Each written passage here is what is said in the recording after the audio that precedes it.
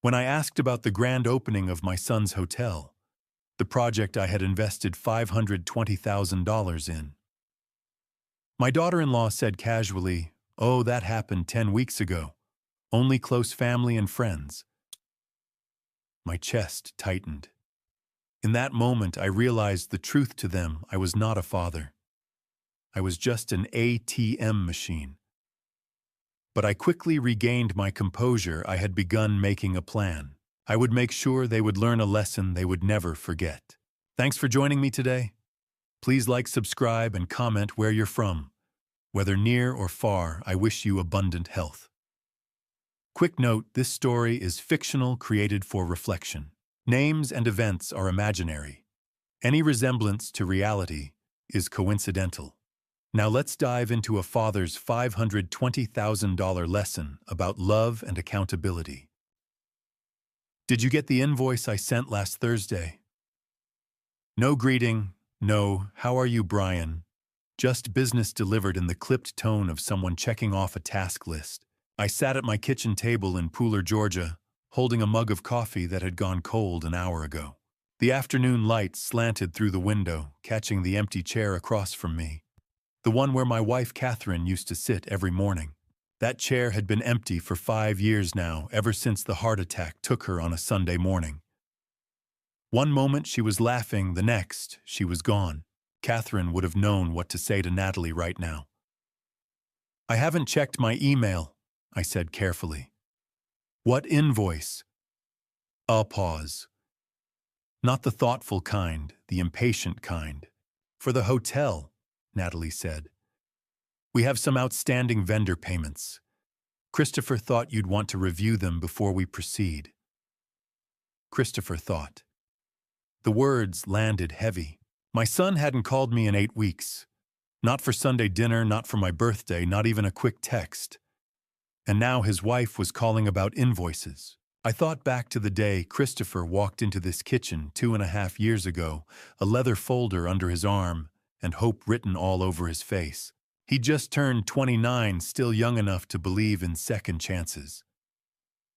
"Dad," he'd said, spreading architectural sketches across this same table. "I found it. Forsyth Manor, a historic building on Bull Street in Savannah.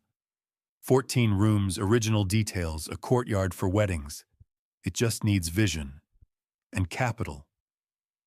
The number he'd landed on was $500,000 to $20,000. Nearly everything I'd saved over 34 years teaching business and economics at Georgia Southern University. But when I looked at my son that afternoon, I didn't see a risky investment. I saw a man who'd struggled for years, finally finding something worth fighting for. So I said yes. I wrote 3 checks over 6 months, $200,000 in May, another $200,000 in August, and $120,000 in November. I transferred the money into an account Christopher set up for renovations, and I didn't ask for a contract. I didn't ask for collateral. I didn't even ask for a formal repayment plan. I can almost hear Catherine's voice. "Brian, you teach due diligence and fiduciary responsibility. Don't you owe yourself the same standard?" But I'd waved away those concerns, real or imagined. This was different, I told myself. This was family. This was trust. This was what fathers did. Maybe that was my first mistake.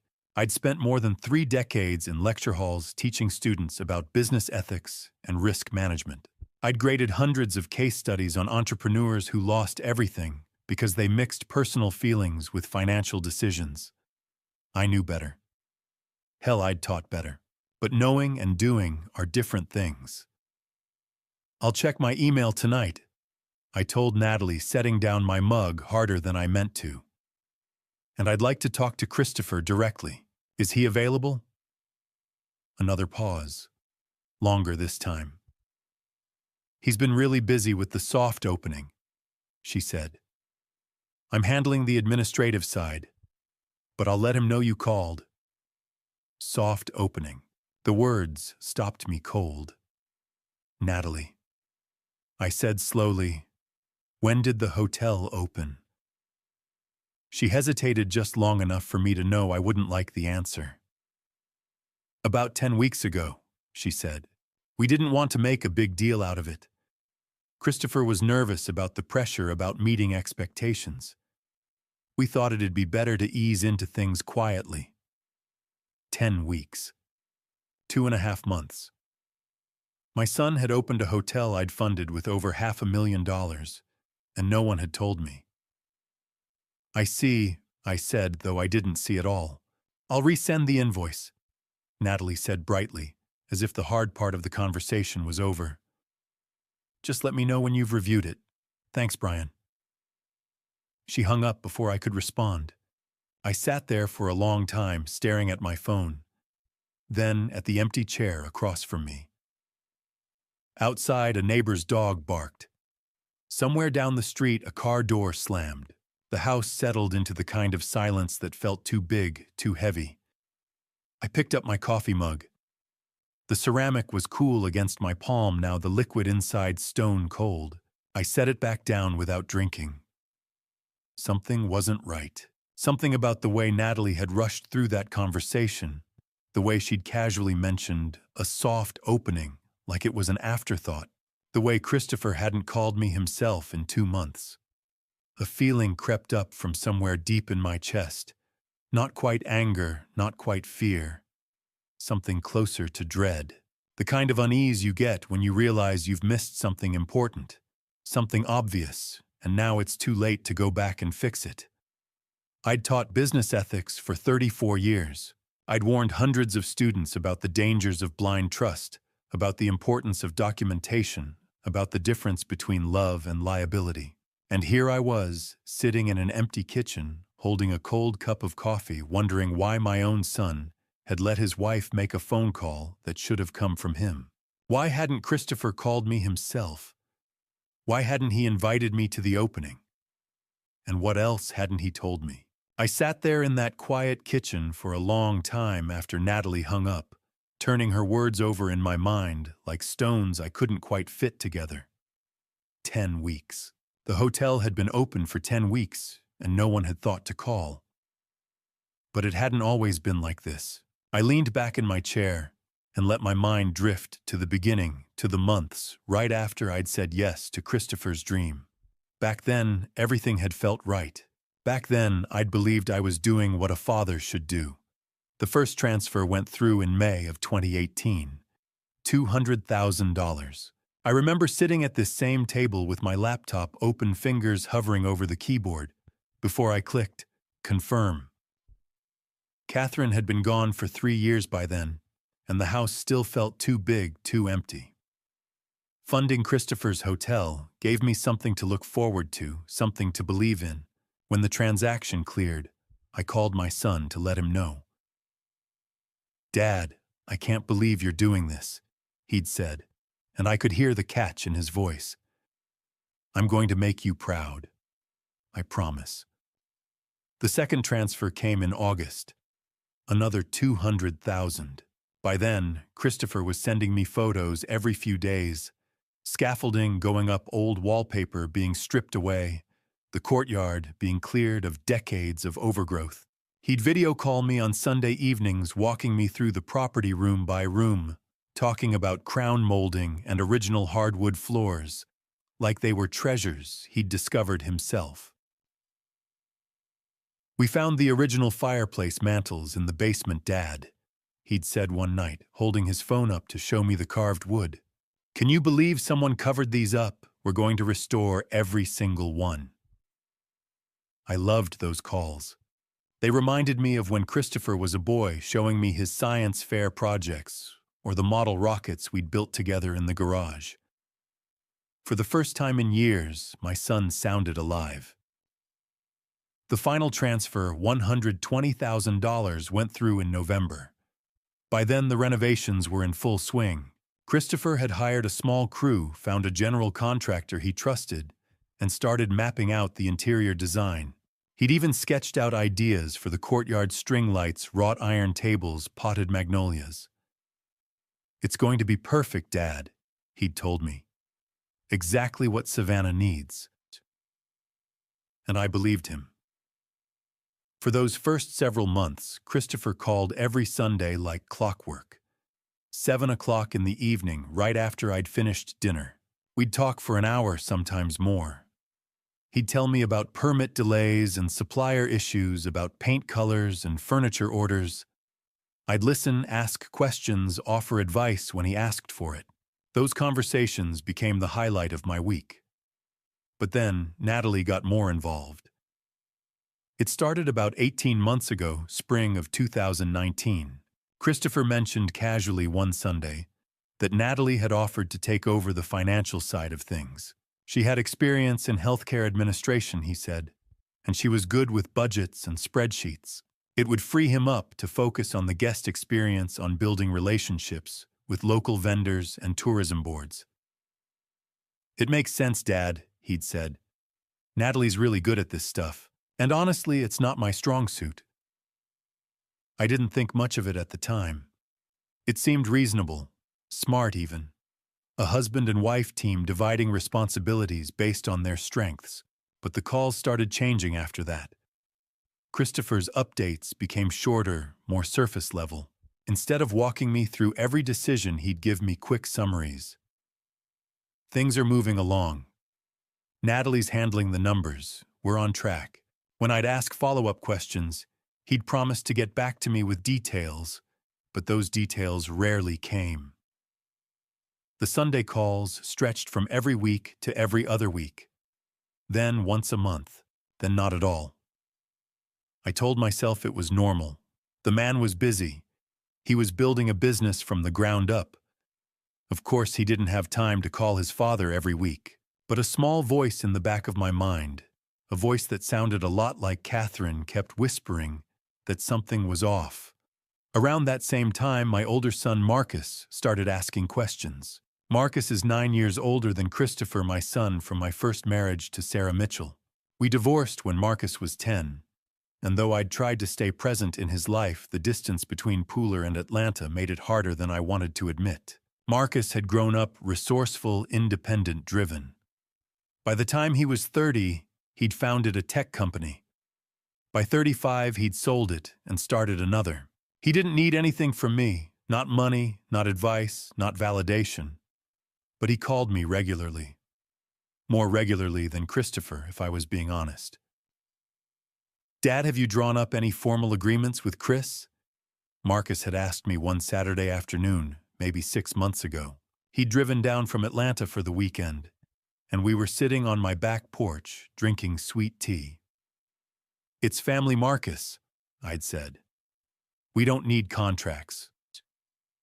Marcus had set his glass down carefully, the way he did when he was choosing his words. "Family's exactly why you do need contracts. It protects everyone. You've taught business ethics your whole career, you know this." "Christopher's not you," I'd said more defensively than I meant to. "He's not running a tech startup. He's trying to build something real, something tangible. He needs support, not scrutiny." Marcus had looked at me for a long moment, then nodded slowly. "All right, Dad. Just keep an eye on things, okay?" I should have listened to him, because over the past 8 weeks, the silence from Christopher had become absolute. No Sunday calls, no text messages, no photos of the hotel's progress. When I'd try calling, I'd get voicemail. When I'd text, I'd get one-word responses hours later, busy, sorry, later. I'd made excuses for him. I'd told myself he was in the final push before opening, that he was overwhelmed, that he'd reach out once things settled down. But now I knew the truth. The hotel hadn't been in its final push. It had already opened 10 weeks ago. And my son hadn't invited me. Hadn't even told me. I stood up from the kitchen table, my cold coffee forgotten. Outside, the late afternoon sun was starting to dip below the trees, casting long shadows across the backyard. Somewhere in the distance, I could hear kids playing a lawnmower, running the ordinary sounds of a neighborhood going about its Saturday. But I couldn't sit here and pretend everything was ordinary. I grabbed my car keys from the hook by the door, pulled on my jacket, and checked my watch. It was just past 4 o'clock. Savannah was only 20 minutes away. If I left now, I could be there before dark. I didn't call ahead. I didn't send a text. I just walked out to my car, slid behind the wheel, and started the engine. Whatever was happening at Forsyth Manor, I was going to see it for myself. The drive from Pooler to Savannah took 19 minutes. I know because I watched the clock the entire way, hands tight on the steering wheel, as I merged onto I-95 South. The late afternoon sun cut through the windshield, casting long shadows across the highway. Traffic was light, just a few trucks and families heading into the city for dinner. By the time I took the exit toward Savannah's historic district, my jaw was clenched so tight it hurt. Bull Street was quieter than I expected. The golden light filtered through old oaks draped in Spanish moss, the faint smell of jasmine hanging in the air. Tourists strolled the sidewalks taking photos. A couple shared pralines on a bench near Forsyth Park. I slowed as I approached the address Christopher had given me 2.5 years ago. And there it was. Forsyth Manor. I pulled into a parking spot across the street and cut the engine. For a long moment, I just sat there staring at the building my son had poured my money into. It was beautiful. 3 stories of historic brick-tall windows with fresh white trim, a black iron gate leading into a courtyard. The kind of place that belonged on a postcard. But it wasn't the beauty that caught my attention. It was the details. I'd spent 34 years teaching students how to analyze businesses, how to read the story behind the surface. I'd trained myself to notice what others overlooked. And this building was telling me a story Christopher hadn't. I got out of the car and crossed the street. Slowly, my mind already cataloging what I saw. The sign above the entrance, black iron with gold lettering reading Forsyth Manor, was elegant. But the edges of the gold paint had started to fade just slightly. The way paint does after months of Georgia sun and humidity. A brand new sign would still be crisp and bright. This one wasn't. I moved closer, staying on the sidewalk, trying to look like just another tourist. The landscaping had that established look that only comes with time. Boxwoods lined the walkway, their roots clearly settled, their shape full and healthy. The magnolia trees flanking the entrance weren't newly planted saplings they'd already put on a season's growth. I could see it in the bark, the way the branches had spread. You don't get that in a week or two. You get it over months.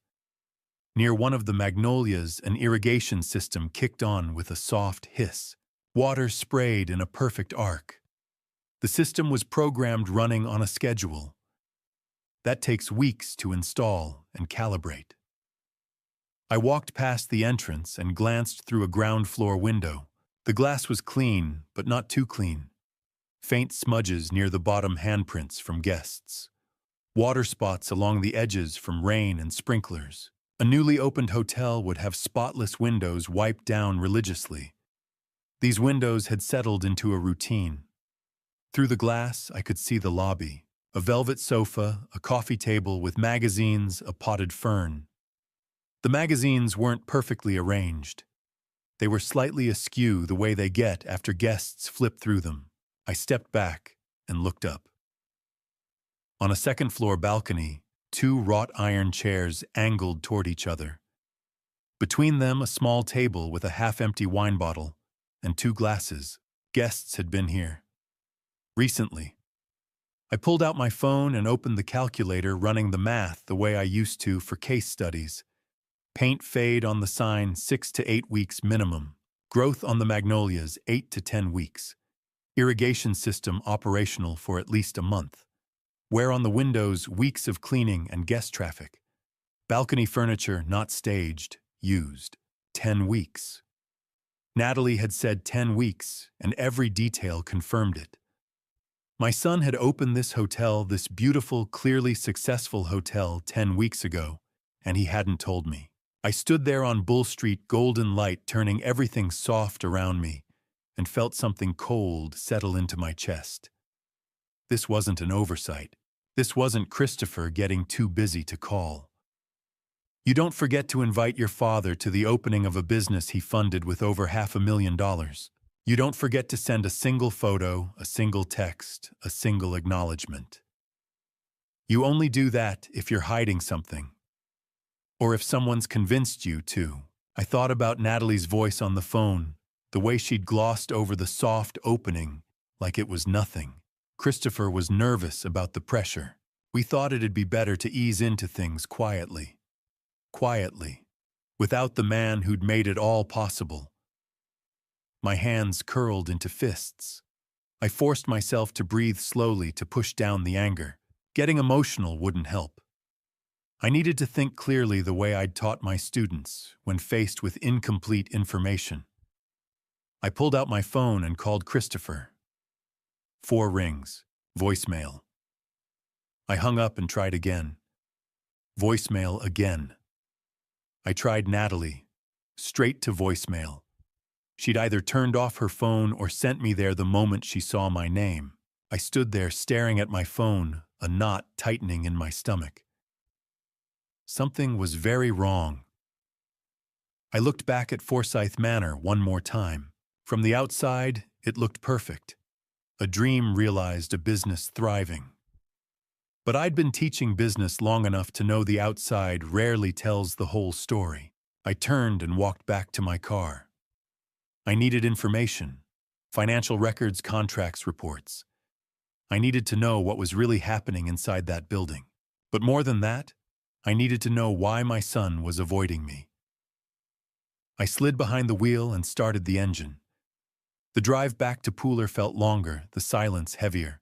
The sun was dipping below the trees, casting everything in shades of orange and purple. By the time I pulled into my driveway, the question had taken root so deeply I could barely think about anything else. What the hell is happening inside those walls?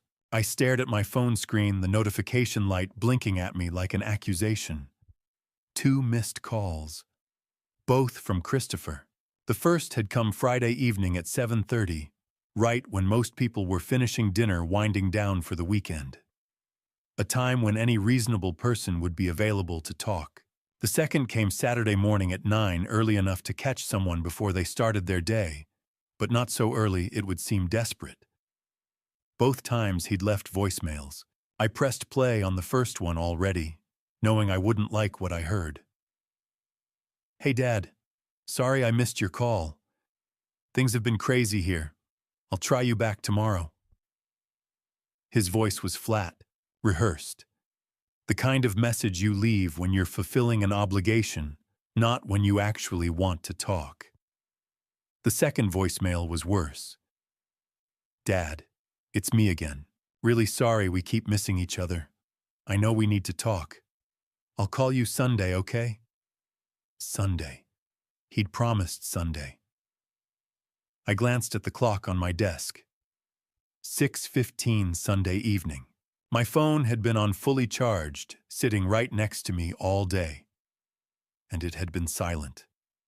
I set the phone down and felt something cold settle in my chest. Those weren't missed calls. Those were strategic calls made at times when Christopher knew, or at least hoped, I wouldn't answer. So he could leave a message and check the box without actually having to talk to me. Catherine would have called it what it was, avoidance. I couldn't wait anymore. I picked up the phone and called Natalie. She answered on the first ring. "Brian, hi." Her voice was bright, almost too bright. I remembered something Catherine used to say when she was principal at Oakwood Elementary. The ones who answer too fast have already prepared their story. "Natalie," I said, keeping my voice level. "I'd like to talk about the hotel." A beat of silence. "Of course," she said smoothly. "What would you like to know?"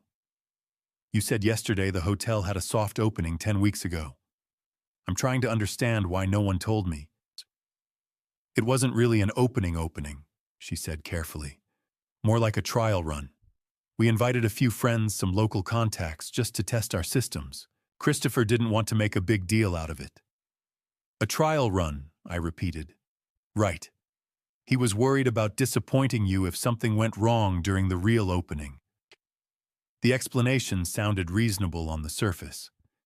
But I'd spent the afternoon staring at that hotel, and nothing about it looked like a trial run. "Natalie, I drove to Savannah today," I said. "I saw the hotel."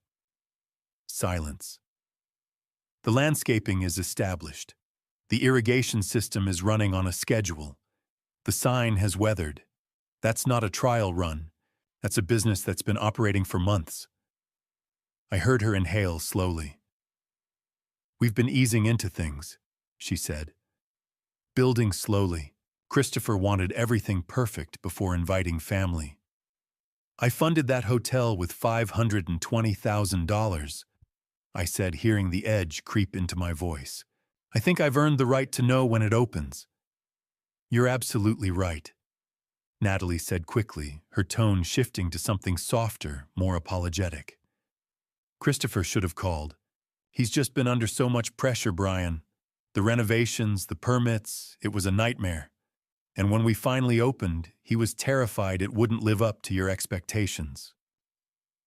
So his solution was to say nothing. He was planning to call you this week. We were going to invite you for dinner, show you everything. He just needed a little more time to build his confidence." I closed my eyes. My son was 32 years old, running a business, managing employees, and apparently still too afraid to call his father. "Is Christopher available now?" I asked. "He's at the hotel. Sunday evenings are our busiest check-in time. But I'll tell him you called.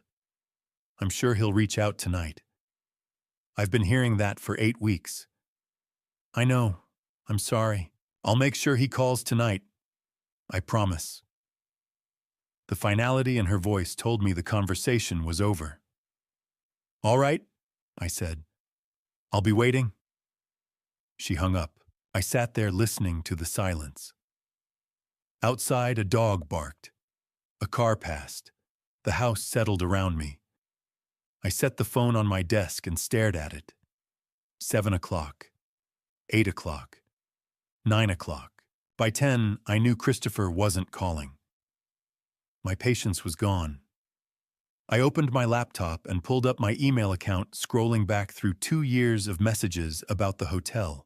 Every update Christopher had sent, every photo of renovation progress, every excited message about furniture deliveries and design choices. Then I opened my bank account and pulled up the transaction history. $520,000.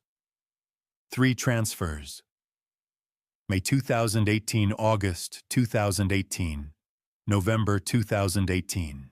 I grabbed a notepad and started writing down every question I couldn't answer. What about operating capital hotels need more than renovation money? Who's listed on the ownership documents? What's the actual financial structure? Why is Natalie the only one returning my calls? The list kept growing. I stared at the screen, at the numbers, at the unanswered questions piling up in front of me.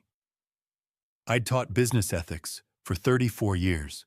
I'd warned hundreds of students about the dangers of investing without documentation, about mixing family and finance, about the importance of contracts and oversight. And I'd done none of it. I needed help.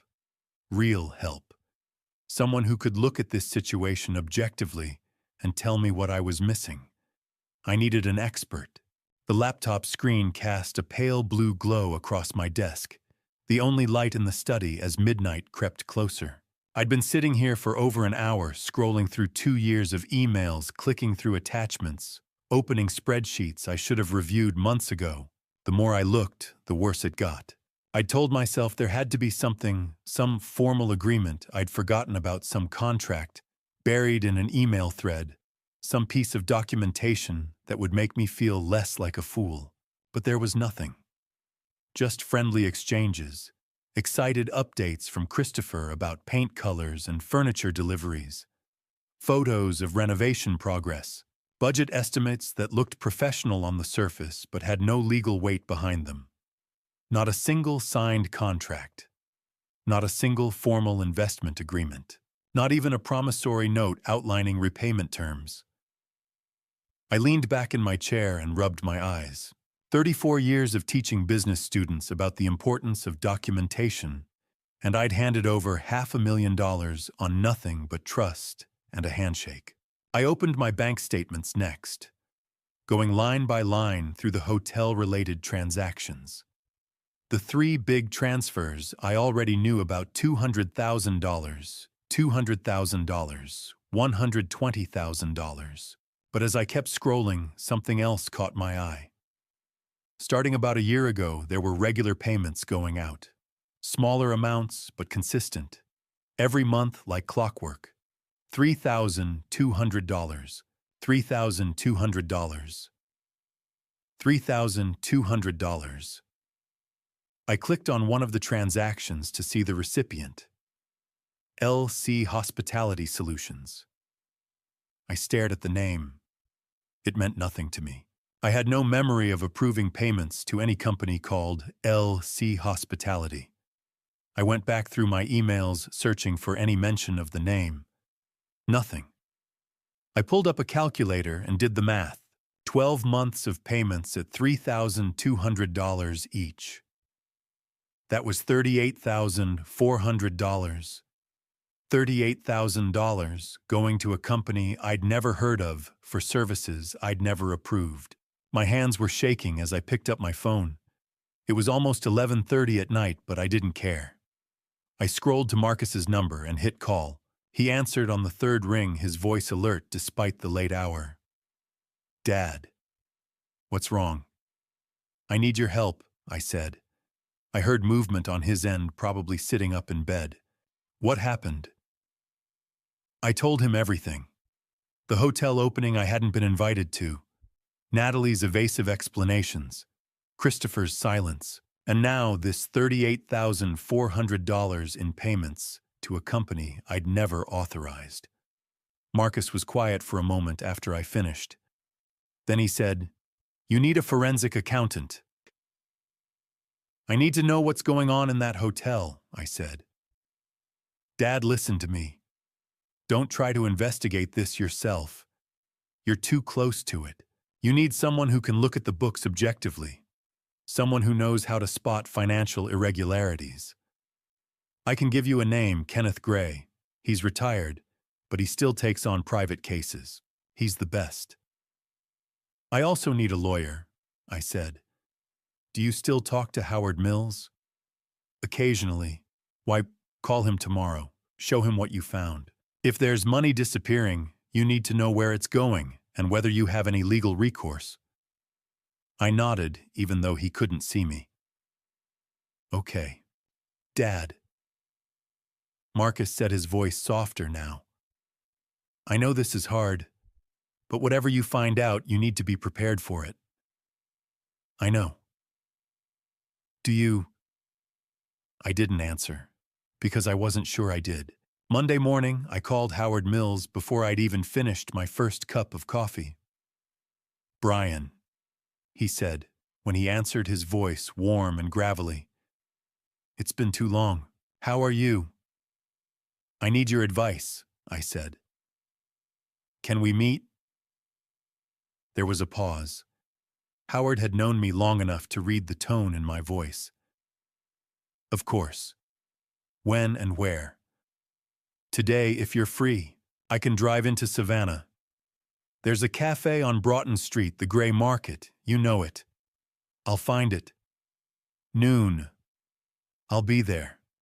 The Gray Market was one of those renovated historic buildings that Savannah did so well, exposed brick-high ceilings, the smell of fresh roasted coffee mixing with the scent of pastries.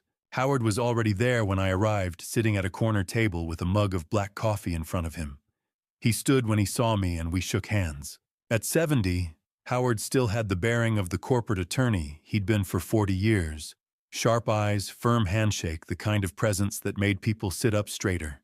"You look tired," he said as we sat down. "I've had a rough weekend." "Tell me."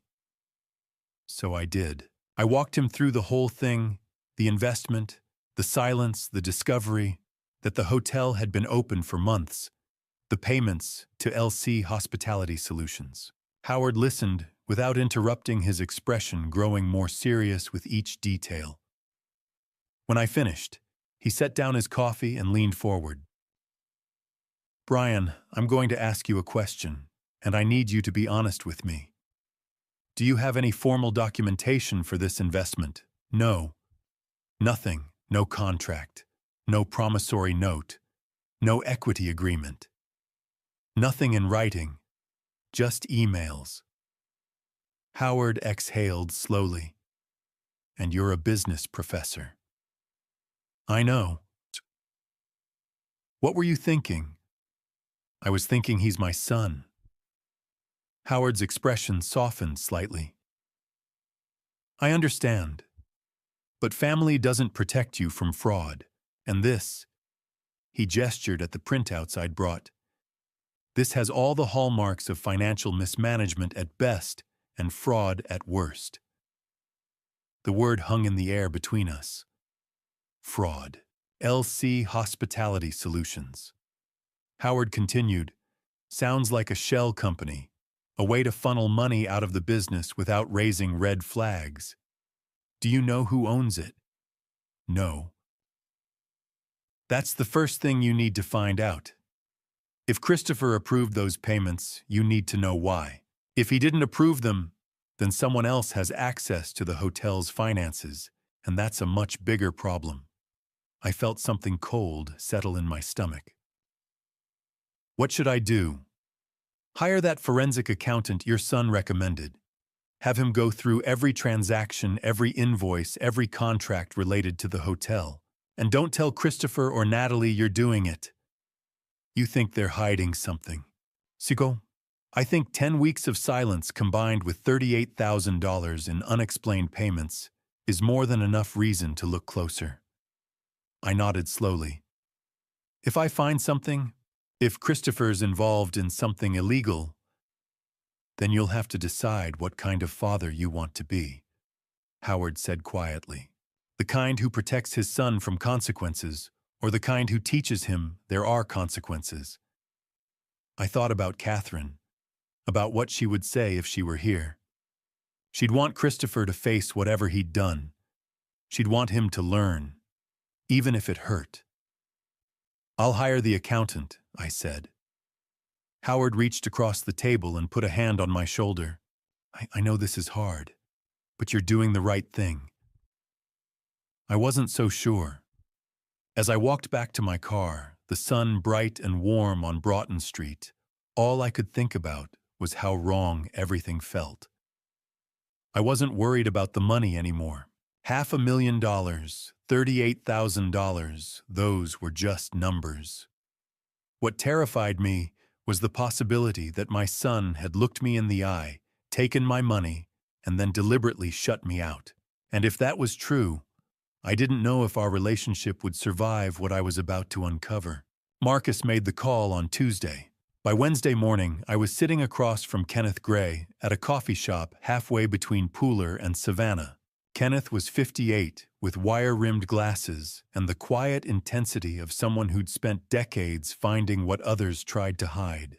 Retired from a Big Four firm, Marcus said, but still took forensic cases when they interested him. Your son says you need someone to look at hotel finances, Kenneth said, opening his notepad. So I need to know where my money went. He quoted $3,500 for a full audit. 2 weeks, maybe less. I wrote the check right there. I'll need everything, Kenneth said. Bank statements, invoices, contracts, emails. You'll have it. He looked at me over his glasses. Mr. Carter, whatever I find, you need to be ready for it. Most families don't like what I uncover. I just need the truth.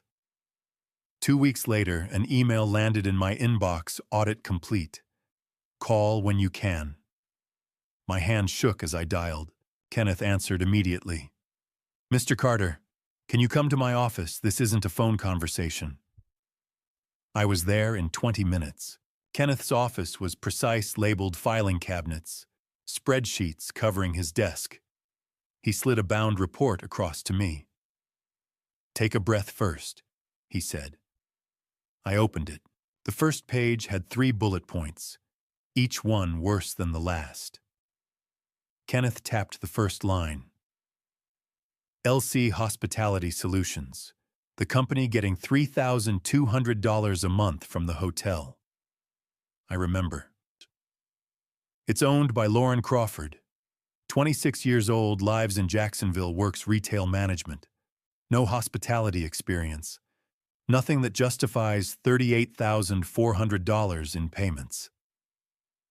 I stared at the name. Crawford. Is she Natalie Crawford's younger sister? Yes. The room felt too small. So Natalie's been funneling money to her sister. It appears so. The invoices say consulting services, but there's no documentation of actual work. I flipped the page. A loan agreement. This is where it gets worse, Kenneth said. 6 months ago, someone took out a $150,000 business loan using the hotel as collateral. The signature says Christopher Carter. I looked closer. It looked like Christopher's handwriting. But it's a forgery, Kenneth continued. I had an analyst check. Good forgery, but not perfect. Whoever signed this practiced Christopher's signature, but the pressure points are wrong. Natalie. Most likely, she has signing authority on multiple accounts. Where did the $150,000 go? The account's been drained. Small withdrawals over time. Personal expenses, probably. Not going into the hotel. My chest tightened. There's one more thing. Kenneth slid another document forward. My personal bank statement.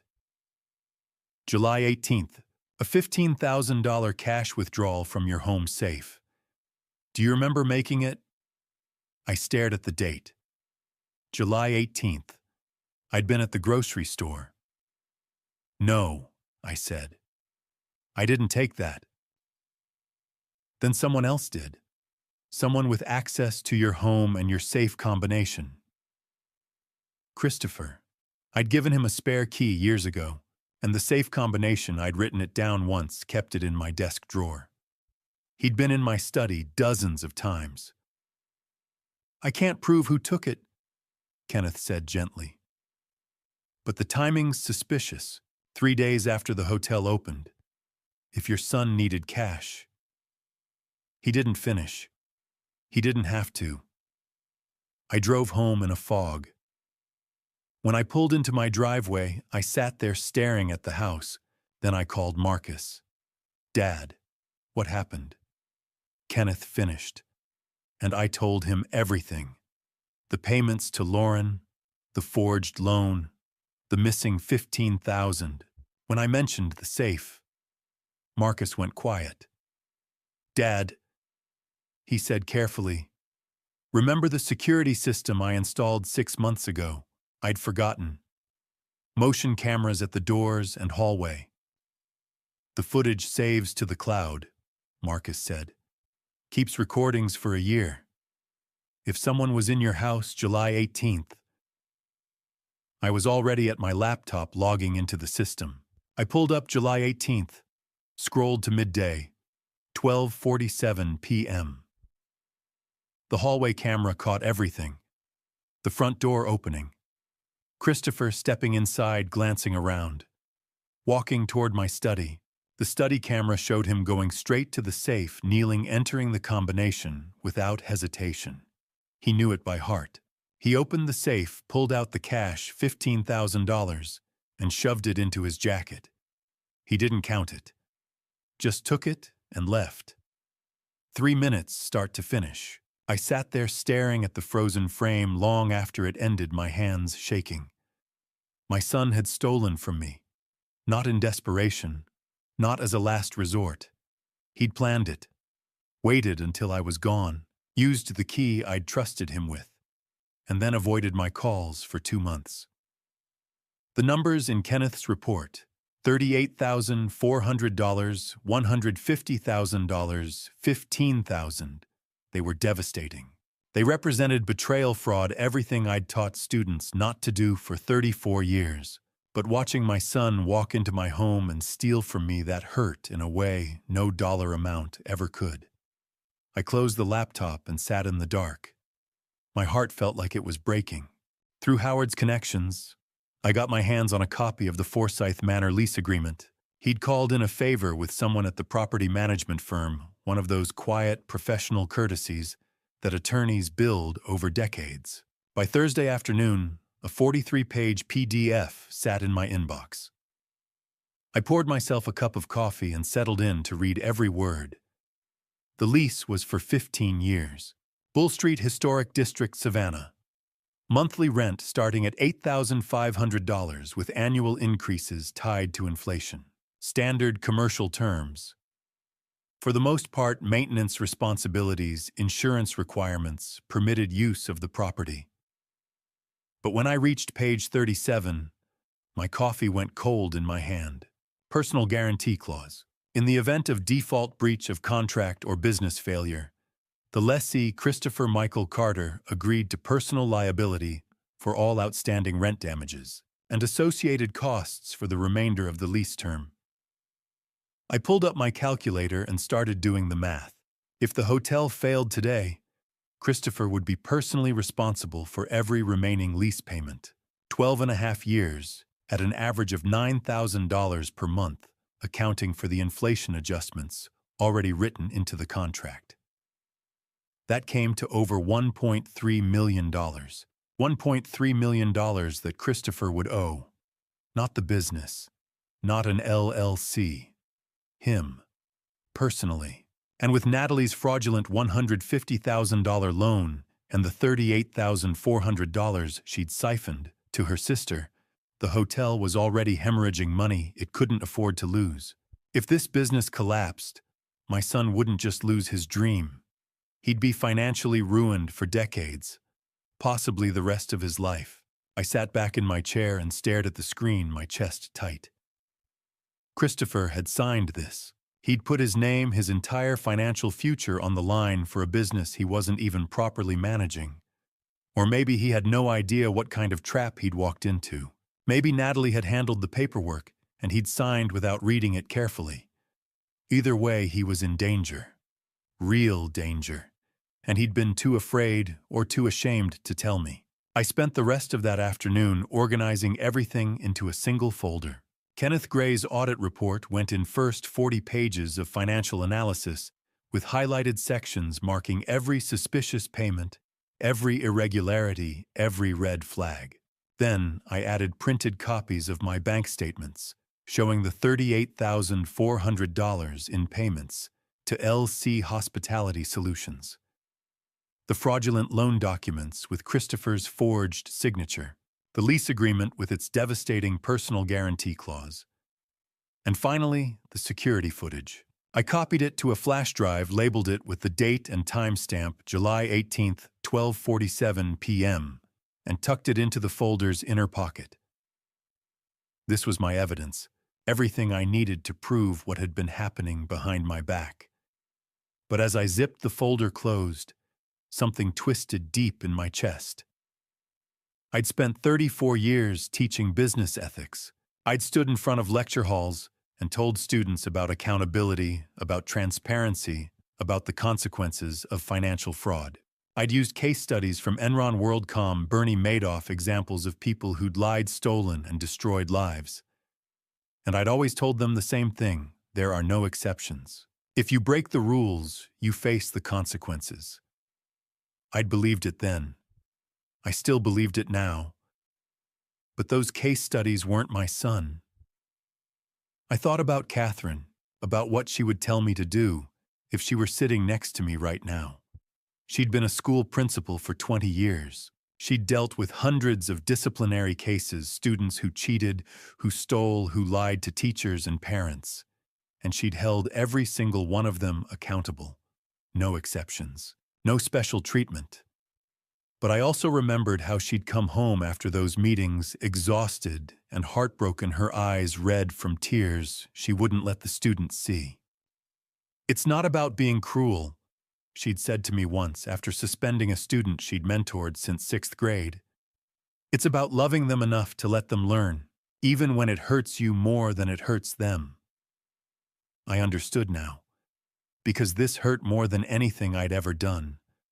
I could protect Christopher. I could quietly pay off the fraudulent loan, absorb the $38,400 loss, delete the security footage, and pretend none of this had happened. I could let him keep running the hotel and hope he'd figure it out eventually. But that wouldn't save him. It would only delay the inevitable. If Christopher didn't face this now, if he didn't experience real consequences, he'd keep making the same mistakes. He'd keep letting Natalie control him. He'd keep digging himself deeper into a hole he couldn't climb out of. And one day, when I wasn't around anymore to bail him out, it would all come crashing down anyway.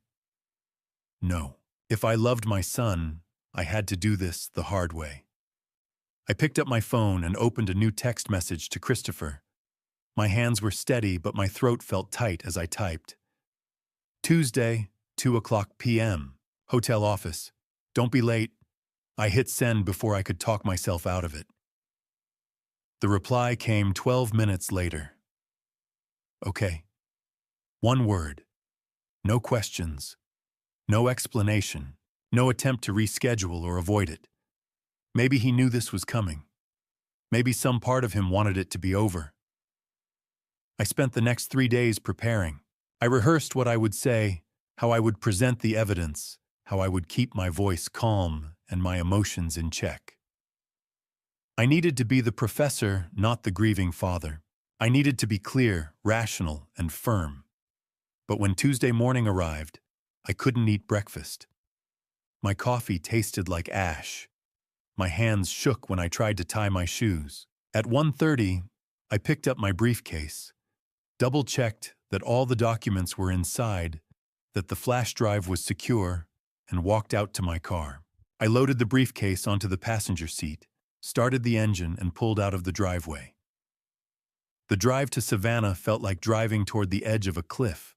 Every mile brought me closer to the moment I'd been dreading, the conversation that would change everything between us. I drove with my heart heavy as stone in my chest, cold and impossibly painful, weighing me down with every breath. At 2:15 on Tuesday afternoon, I pushed open the door to the back office at Forsyth Manor. The room was smaller than I expected, just big enough for a desk, a couple of chairs, and a filing cabinet tucked into the corner. Afternoon light filtered through a single window, casting long shadows across the worn hardwood floor. Christopher was already there, sitting on the edge of a chair, like he was waiting for a doctor to deliver bad news. His face was pale, his eyes rimmed with exhaustion. He looked like he hadn't slept in days. Natalie sat next to him, her posture rigid, her expression carefully controlled. She had the look of someone who'd prepared for this meeting, who'd rehearsed what she was going to say and how she was going to say it. She nodded at me when I walked in. "Brian, thanks for coming." I didn't return the greeting. I just set my briefcase on the desk and sat down across from them. Christopher cleared his throat. "Dad, I held up a hand. "Let me go first." He closed his mouth and looked down at his hands. I opened the briefcase slowly, letting the sound of the latches fill the silence. Then I pulled out the first document, a stack of invoices bound together with a paperclip. LC Hospitality Solutions, I said, setting the papers on the desk between us. Does that name mean anything to you, Christopher?" He frowned and leaned forward, scanning the top page. I think so. It's one of our vendors, right? For consulting services." "Consulting services," I repeated. "And who approved these payments?" Christopher glanced at Natalie. "I'm not sure. Natalie handles most of the financial approvals." "Right." I tapped the top invoice. "According to these records, the hotel has paid LC Hospitality Solutions $3,200 every month for the past year. That's $38,400 total." Christopher's frown deepened. "Okay. What kind of consulting?" "That's a good question," I said. "The invoices are vague. Operational support. Strategic planning. Guest experience consulting." but there's no documentation of any actual work being performed. No reports, no meetings, no deliverables. I pulled out another document, a printout from Kenneth Gray's audit, and slid it across the desk. Kenneth Gray is a forensic accountant, I said. I hired him to look into the hotel's finances, and he found something interesting about LC Hospitality Solutions. Christopher picked up the paper and read silently. Then his face went even paler. This says LC Hospitality is owned by Lauren Crawford. That's right, I said. Lauren Crawford, age 26, lives in Jacksonville, Florida, works in retail management. No hospitality experience whatsoever. Christopher looked up at Natalie, confusion written all over his face. Lauren, your sister, Lauren. Natalie's expression didn't change, but I saw her jaw tighten. So let me make sure I understand. I continued, keeping my voice level. Your wife has been paying her sister $3,200 a month, nearly $40,000 over the past year, for consulting services that don't appear to exist, and you had no idea. Christopher set the paper down and looked at Natalie. Natalie, what is this? She didn't answer right away. She was staring at the invoice like she was trying to decide which story to tell, but I wasn't done. I reached into the briefcase again and pulled out the next document. The loan agreement. The one with Christopher's forged signature. I set it on the desk with more force than necessary. The sound echoed in the small room. And then there's this, I said. Christopher picked it up slowly. His eyes moved across the page, taking in the terms, the amount, the collateral listed. A business loan, he said quietly, for $150,000. That's right, taken out 6 months ago using the hotel as collateral. The loan was approved based on financial projections that made the hotel look profitable. But according to Kenneth's audit, those projections were optimistic at best. Christopher's hands were shaking now. I don't remember signing this. Look at the signature line, I said. He did.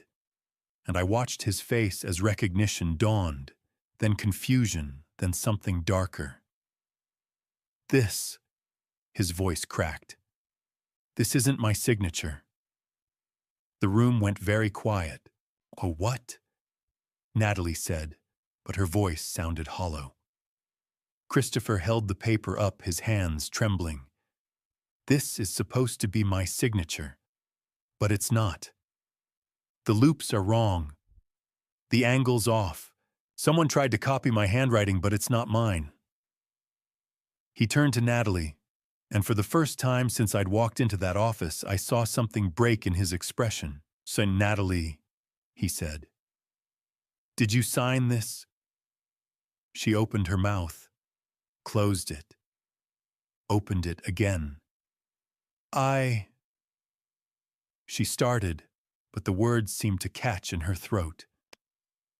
You forged my signature, Christopher said, his voice rising. You took out a $150,000 loan in my name without telling me. Christopher, you have to understand. Understand what? He stood up the chair, scraping loudly against the floor. You've been paying your sister thousands of dollars for fake consulting work. You forged my signature on a loan agreement. What else have you done? Natalie looked at me, then back at Christopher. For the first time since I'd arrived, her carefully constructed composure cracked. Her face had gone pale, her hands clenched into fists in her lap. It's not what it looks like, she said, but even she didn't sound convinced. I leaned forward and looked directly at my son. Christopher, I said quietly. Sit down. He hesitated, then sank back into his chair. The payments to your wife's sister, I said. The forged loan. Those are just the beginning of what's been happening while you've been avoiding my calls for 2 months. Christopher looked at me, his eyes wide and confused and terrified. "What do you mean?" he whispered. I didn't answer. I just reached for the briefcase again. Because we weren't done. Not even close. Are you still watching? Leave reveal in the comments so I can see you're invested in this story. One more reminder, what follows includes dramatized elements for emotional depth. Not everything is literal fact. If that's not your preference, you're welcome to close the video. But for those staying, brace yourself. The confrontation is only halfway done. "And there's this," I said. I pulled an iPad from the briefcase and set it on the desk facing them. My hands were steady, but my chest felt tight. Christopher and Natalie both stared at the device. Neither of them said anything. I tapped the screen and pulled up the video file. The timestamp read July 18th, 12:47 p.m. 6 months ago. I said quietly, "Marcus installed a security camera system at my house. Motion activated. Saves everything to the cloud." I pressed play. The footage was crystal clear. The hallway outside my study. The front door opening. And then Christopher stepping inside, glancing around like he was checking to make sure no one was home. He walked down the hall, disappeared into my study. The angle switched to the study camera. Christopher went straight to the safe, knelt down, entered the combination without hesitation. The safe door swung open. He reached inside and pulled out a stack of bills. $15,000 in cash. Emergency money I kept there for exactly that emergencies. He shoved it into his jacket pocket, closed the safe, stood up, walked out. 3 minutes start to finish. I stopped the video and looked up. Christopher's face had gone from pale to gray. His mouth was open, his eyes wide and glassy. He was staring at the iPad like it was showing him something impossible. "Dad, His voice cracked. "I can explain." "Can you?" I said. And then he broke. It wasn't a quiet thing. It was a full collapse. His face crumpled, his shoulders shook, and he put his head in his hands and started to sob. Deep, wrenching sobs that sounded like they were being torn out of him. Natalie reached toward him, but he flinched away from her touch. "I'm sorry." Christopher choked out between sobs. "Dad, I'm so sorry. I didn't know what else to do." I sat there watching my son fall apart, and I felt something twist in my chest. Part of me wanted to reach across the desk and tell him it was okay, that we'd figure it out, that I forgave him.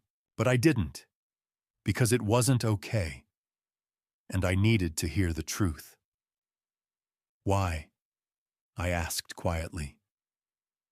Christopher wiped his eyes with the back of his hand, but the tears kept coming. I owed money, a lot of money." "To who?" He took a shaky breath. "I started playing poker online a couple years ago, just for fun at first. Small stakes. But then I started winning and I thought I was good at it." His voice broke again. "But I wasn't. I kept losing, and I kept betting more, trying to win it back. And then I started going to casinos on the weekends when I told you I was working on the hotel." I felt something cold settle in my stomach. "How much?" I asked. $35,000. Christopher whispered. The number hung in the air. "And when the hotel opened," he continued, his voice barely audible, "I couldn't pay. I'd put everything into the renovations. I didn't have anything left. So I went to people who loan money. The kind of people who don't care if you can't pay. Loan sharks. They gave me 2 weeks, Christopher said. 2 weeks to come up with 15,000, or they said they'd come after the hotel, after Natalie. They knew where we lived, Dad. They knew everything. He was shaking now, his whole body trembling. "So I waited until you went to the grocery store," he said. "I used the spare key you gave me years ago. I knew the safe combination because I'd seen you write it down once. And I took the money." He looked up at me, his face streaked with tears. "I told myself I'd pay you back. I swear I was going to pay you back.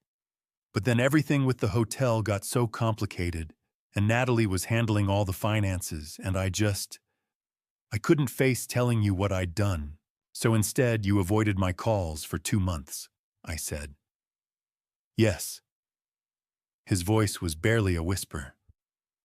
I looked at Natalie. She was sitting perfectly still, staring at Christopher like she'd never seen him before. "Did you know about this?" I asked her. She shook her head slowly. "No, I had no idea he—" She trailed off. "About the poker," I pressed. "About the loan sharks." "I knew he gambled sometimes," Natalie said quietly. "But I didn't know it was that bad, and I definitely didn't know he'd stolen from you." There was something in her voice. Not quite disgust, but close to it. Like she was seeing Christopher as something less than she'd thought he was, and maybe he was seeing her the same way now. Because when he looked at her, his expression shifted from shame to something harder. "You don't get to judge me," Christopher said, his voice raw. "You've been paying your sister $40,000 for fake work. You forged my signature on a loan." "That's different," Natalie snapped. "How?" Christopher shot back. "How is that different?" "Because I was trying to protect this business." Natalie's voice rose. "Your father gave you $500,000, and you were running it into the ground. Someone had to take control. Someone had to make the hard decisions. By stealing. By doing what needed to be done while you were too busy feeling sorry for yourself." "Enough," I said. They both fell silent. I stood up slowly. My legs felt unsteady, but I kept my voice level. "Here's what I see," I said. "Natalie, you've been funneling hotel money to your family. You forged Christopher's signature on a loan agreement. You've been manipulating the finances of a business I funded, and you've been lying about it for months." I turned to Christopher. "And you," I said, "stole $15,000 from your own father. You avoided my calls. You let your wife take over your business while you gambled away money you didn't have. You've been hiding and lying and making one bad decision after another." Christopher's face was red and blotchy from crying, but he didn't look away. "You're both responsible," I said. "Natalie for fraud, Christopher for theft and negligence. And together, you've put this hotel and Christopher's entire financial future in jeopardy." I picked up the lease agreement and held it up. "Do you understand what this means?" I asked Christopher. "This personal guarantee, if this hotel fails, you're personally liable for over $1 million in remaining lease payments. Between Natalie's fraud and your gambling debts, you're already drowning.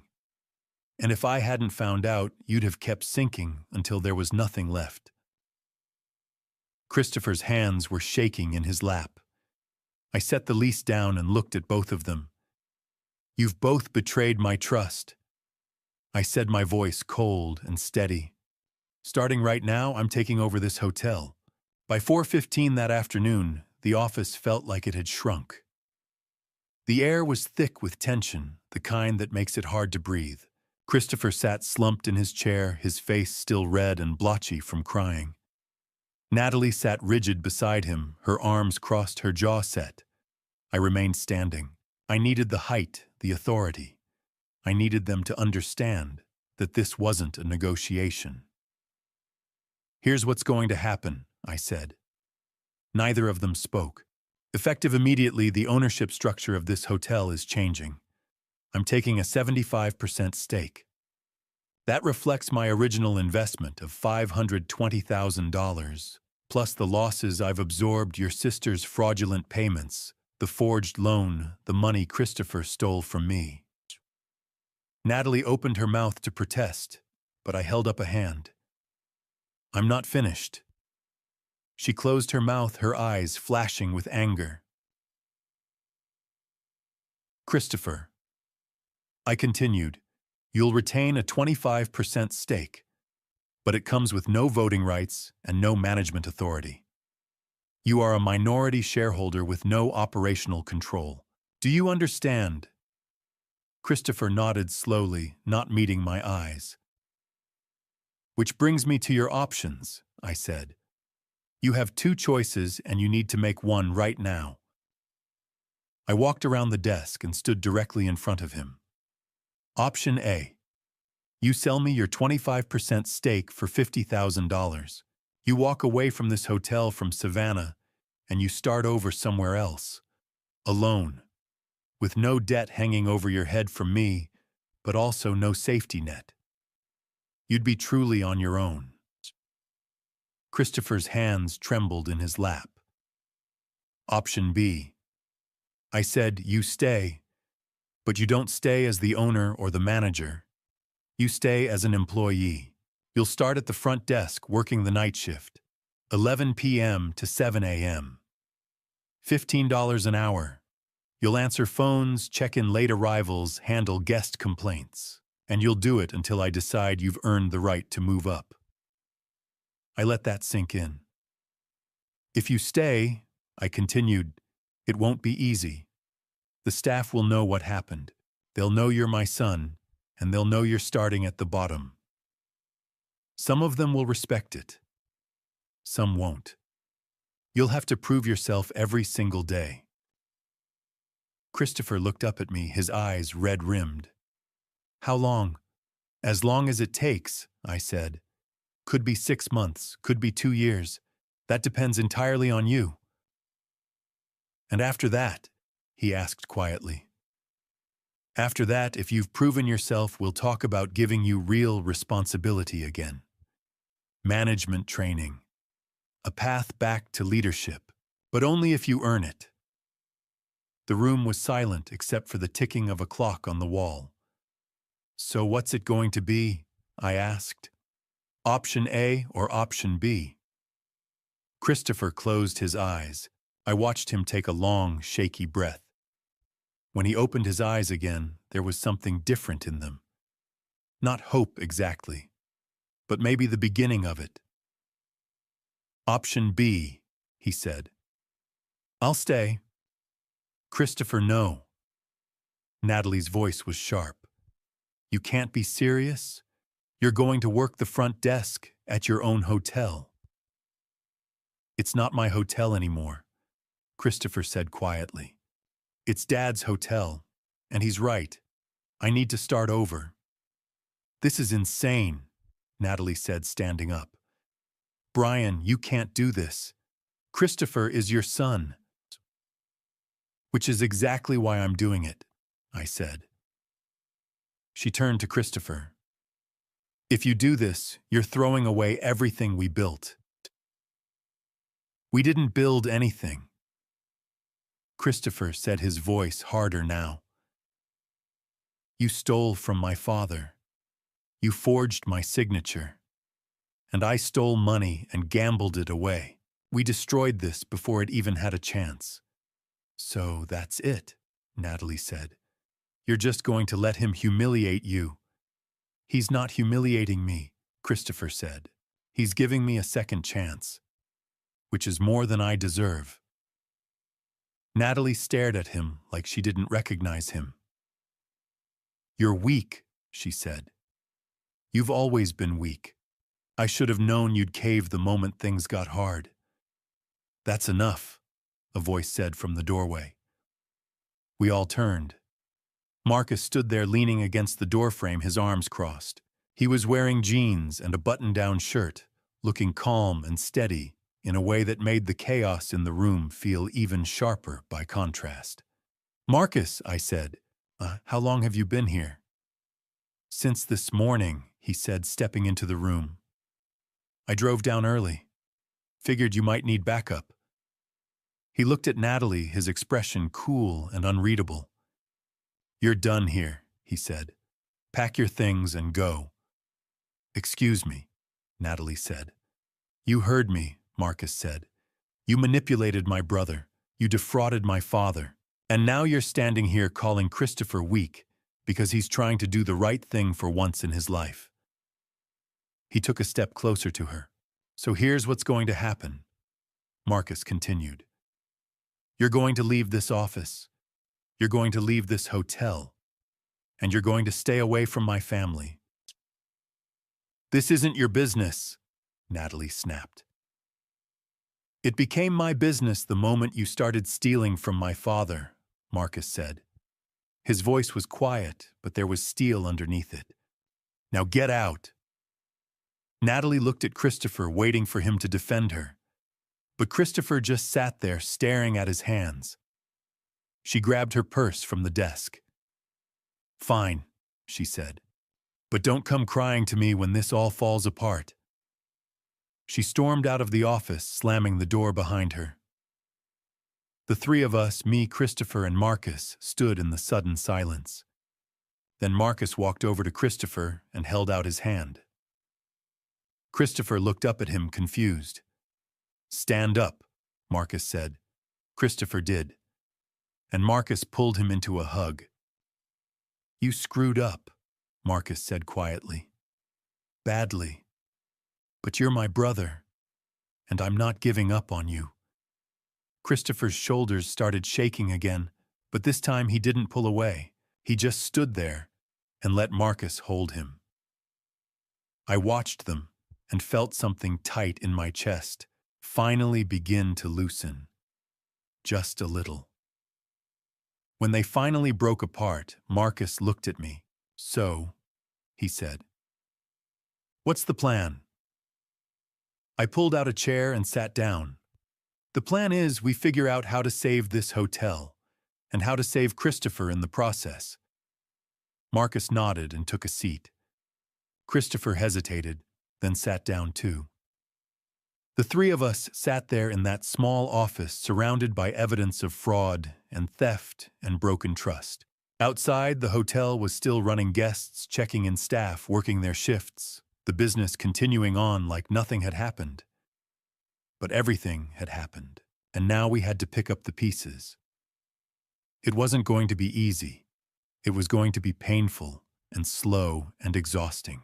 But as I looked at my two sons sitting across from me, one who'd tried to warn me and one who'd nearly destroyed everything, I felt something I hadn't felt in weeks. A small flicker of hope. We could fix this. Maybe not today. Maybe not even this year. But we could fix it. The first Friday night at 11 o'clock, sharp Christopher appeared behind the front desk, wearing a plain white button-down shirt and a name tag that read simply, Chris. Not Christopher, not Chris Carter, just Chris. I watched from the lobby entrance as Patricia Reynolds, the general manager I'd hired 3 days earlier, met him at the desk. Patricia was 45, sharp-eyed, with 20 years of hospitality management under her belt. She'd run boutique hotels in Charleston and Asheville before semi-retiring to Savannah. When I'd called her with an unusual job offer, she'd listened to the whole story and said yes without hesitation. You must be Chris, Patricia said, extending her hand. Her voice was warm but professional. No hint of pity, no acknowledgement that the man standing in front of her was the former owner's son, starting at the bottom. Yes, ma'am, Christopher said quietly, shaking her hand. Good. Let's get you oriented. I stayed in the shadows as Patricia walked Christopher through the front desk system, the computer software, the keycard machine, the phone lines. Other staff members filtered past on their way to or from shifts.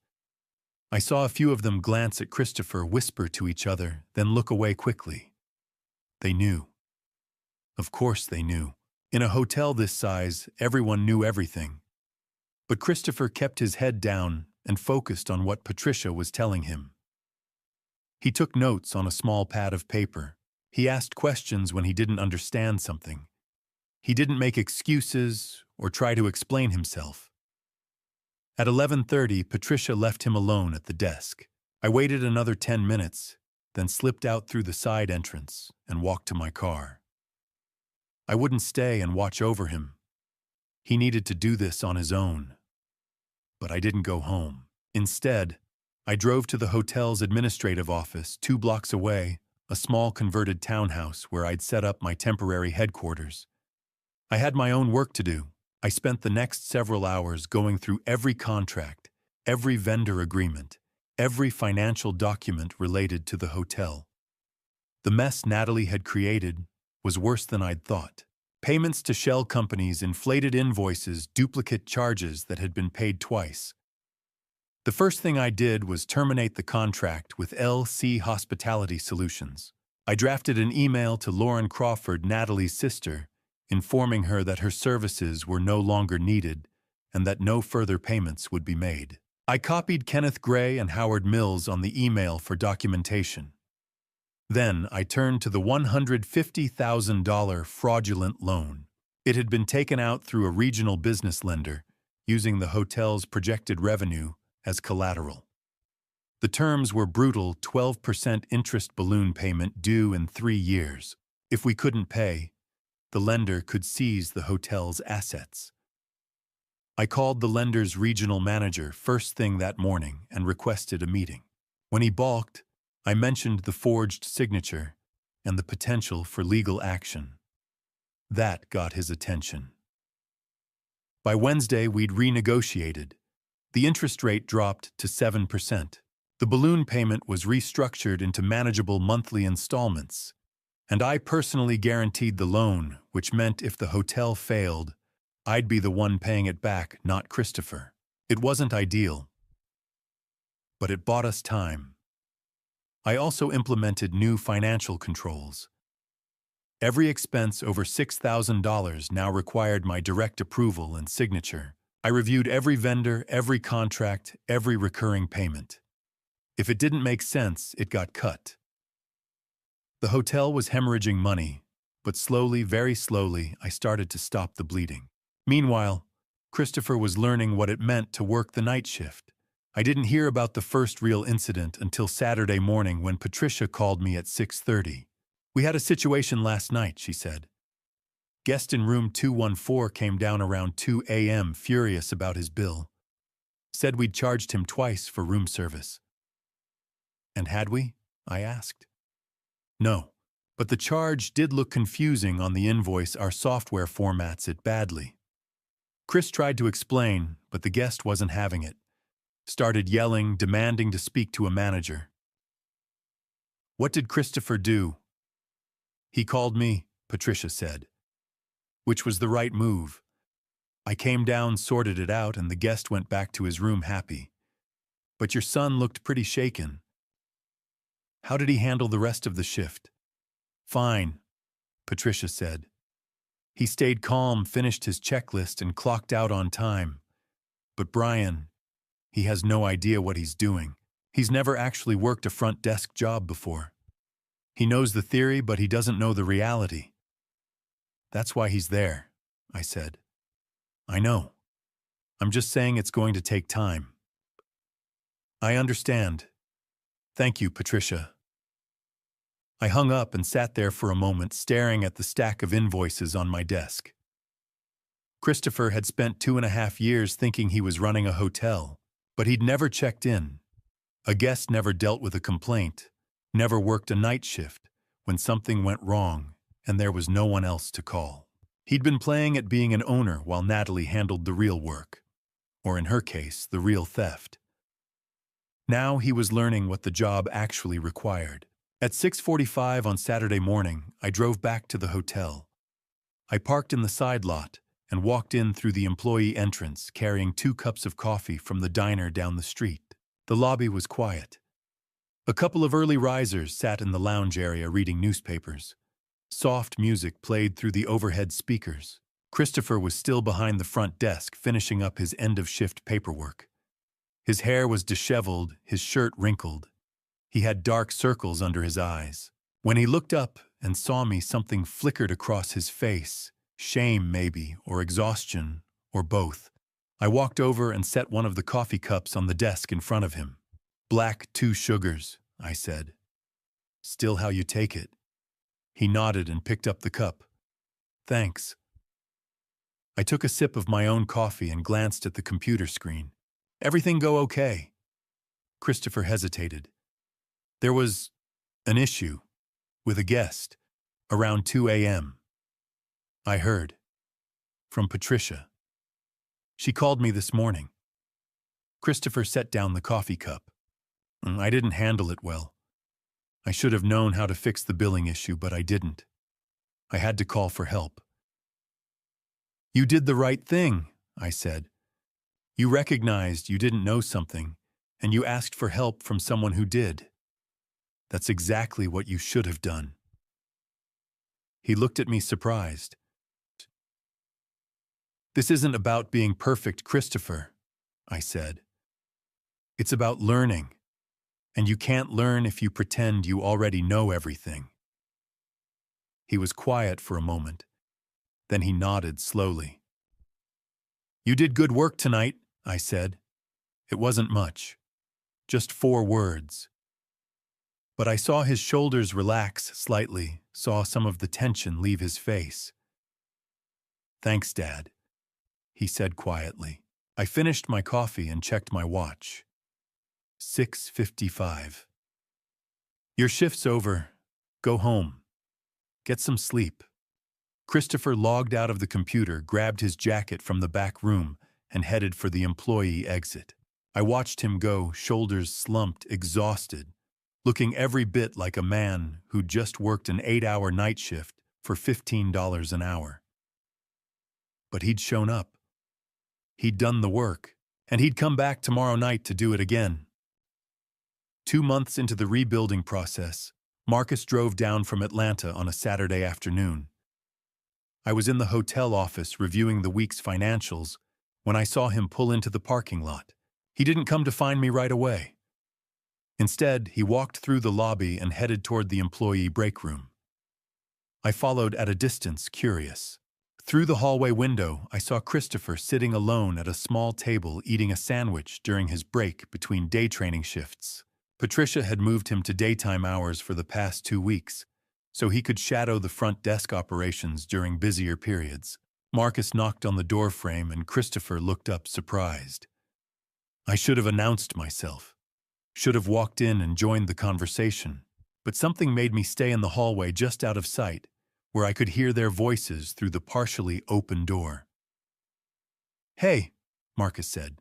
"Got a minute?" "Yeah, of course." Christopher set down his sandwich. "What are you doing here?" "Thought I'd check in. See how you're doing." There was a pause. Then Christopher said quietly, "I'm doing okay. It's hard, but I'm managing. I heard you're working the front desk now." "Yeah, Patricia's been training me. I've learned more in the past 2 months than I did in 2 years of supposedly running this place." Another pause. Then Marcus said, "You don't have to be jealous of me, you know." The words hung in the air. "What?" Christopher's voice was barely audible. "You've spent your whole life thinking I had it better than you," Marcus said. "The successful older brother, the one who didn't need Dad's help, the one who made something of himself." "Because you did," Christopher said, and I could hear the pain in his voice. "You built companies. You made millions. And I stole money from our father and nearly destroyed his investment." "You think I don't have regrets?" Marcus asked. Silence. "Chris, you got something I never had." Marcus continued, his voice softer now. "You got to grow up with Dad. You got to live in the same house, eat dinner with him every night, have him at your school events. You got a full-time father." I pressed my back against the hallway wall, my chest suddenly tight. "I was the weekend kid," Marcus said. The one who showed up every other Saturday, stayed for a few hours, then went back to Mom's house in Atlanta. I was a visitor in Dad's life. You were his son. But you had Mom, Christopher said. Sarah. She's amazing. She is, and I love her. But that doesn't change the fact that I spent my entire childhood wishing I could be you, wishing I could have what you had, a father who was actually there. Do you know what it's like to watch your dad drive away every Sunday afternoon and know you won't see him again for 2 weeks? There was a long silence. I didn't know, Christopher said finally. I thought you didn't care, that you were too busy being successful to need us. I cared, Marcus said. I've always cared. But I learned early on to be independent, to not need anyone, because needing people hurt too much when they couldn't be there. I heard the sound of a chair scraping against the floor. And then Catherine, Marcus continued. Your mom. She was incredible. She treated me like I was hers every time I visited. But she wasn't mine. She was yours. You got to have her your whole life. I got borrowed pieces. Marcus. I'm not saying this to make you feel guilty, Marcus interrupted. I'm saying it because you need to understand something. You've spent years thinking you were the failure because you couldn't measure up to me. But I spent years thinking I was the outsider because I couldn't measure up to you. There was a sound I couldn't quite identify. A muffled sob, maybe. We both got the short end of different sticks, Marcus said. But we're still brothers, and I'm tired of us treating each other like competitors instead of family. I'm sorry, Christopher said, his voice breaking. I'm sorry I wasted so much time being jealous. I'm sorry I messed everything up. I know you are, and I forgive you. Then I heard movement chairs, scraping footsteps, and the sound of someone crying. I risked a glance through the doorway. Marcus had pulled Christopher into a hug. Christopher's shoulders were shaking, his face buried against his brother's shoulder. Marcus held him steady, one hand on the back of his head, the way you'd hold someone who was falling apart and needed to know they wouldn't hit the ground. I turned away and leaned against the wall, my own eyes stinging. This was what I'd wanted, what I'd hoped for when I forced Christopher to face his mistakes. Not just accountability, not just consequences, but healing. Real, messy, painful healing. After a few minutes, I heard their voices again, quieter now, steadier. Listen, Marcus was saying. I want to help with the hotel. You've already helped, Christopher said. You were here when Dad needed you. I mean, I want to help grow the business. I've got a team that does web design and digital marketing. We can overhaul the hotel's online presence, new website, better booking system, social media strategy, all of it. Marcus, we can't afford. I'm not charging you. This is family. You can't just give away your company's services. I can do whatever I want. I own the company. And besides, this isn't charity. It's an investment. In you, in Dad, in us. There was a pause. Okay, Christopher said quietly. Thank you.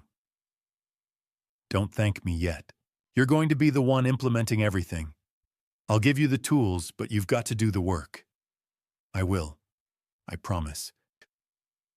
I waited another moment, then knocked on the doorframe and stepped into the break room. Both of them looked up. Their eyes were red, but they were smiling. Marcus, I said. I didn't know you were coming. Surprise visit, Marcus said, grinning. He glanced at Christopher. We were just catching up. I looked between them, my two sons so different, and yet so much alike, both of them trying in their own ways to find their place in this complicated family we'd built and broken, and were now trying to rebuild. Good, I said. That's good. Christopher stood up and grabbed his jacket. I should get back to the desk. My break's almost over. As he walked past me, he paused and put a hand on my shoulder. Just for a second, then he was gone.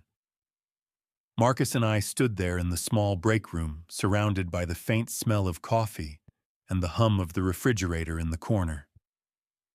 "He's going to be okay," Marcus said. "I know," I said.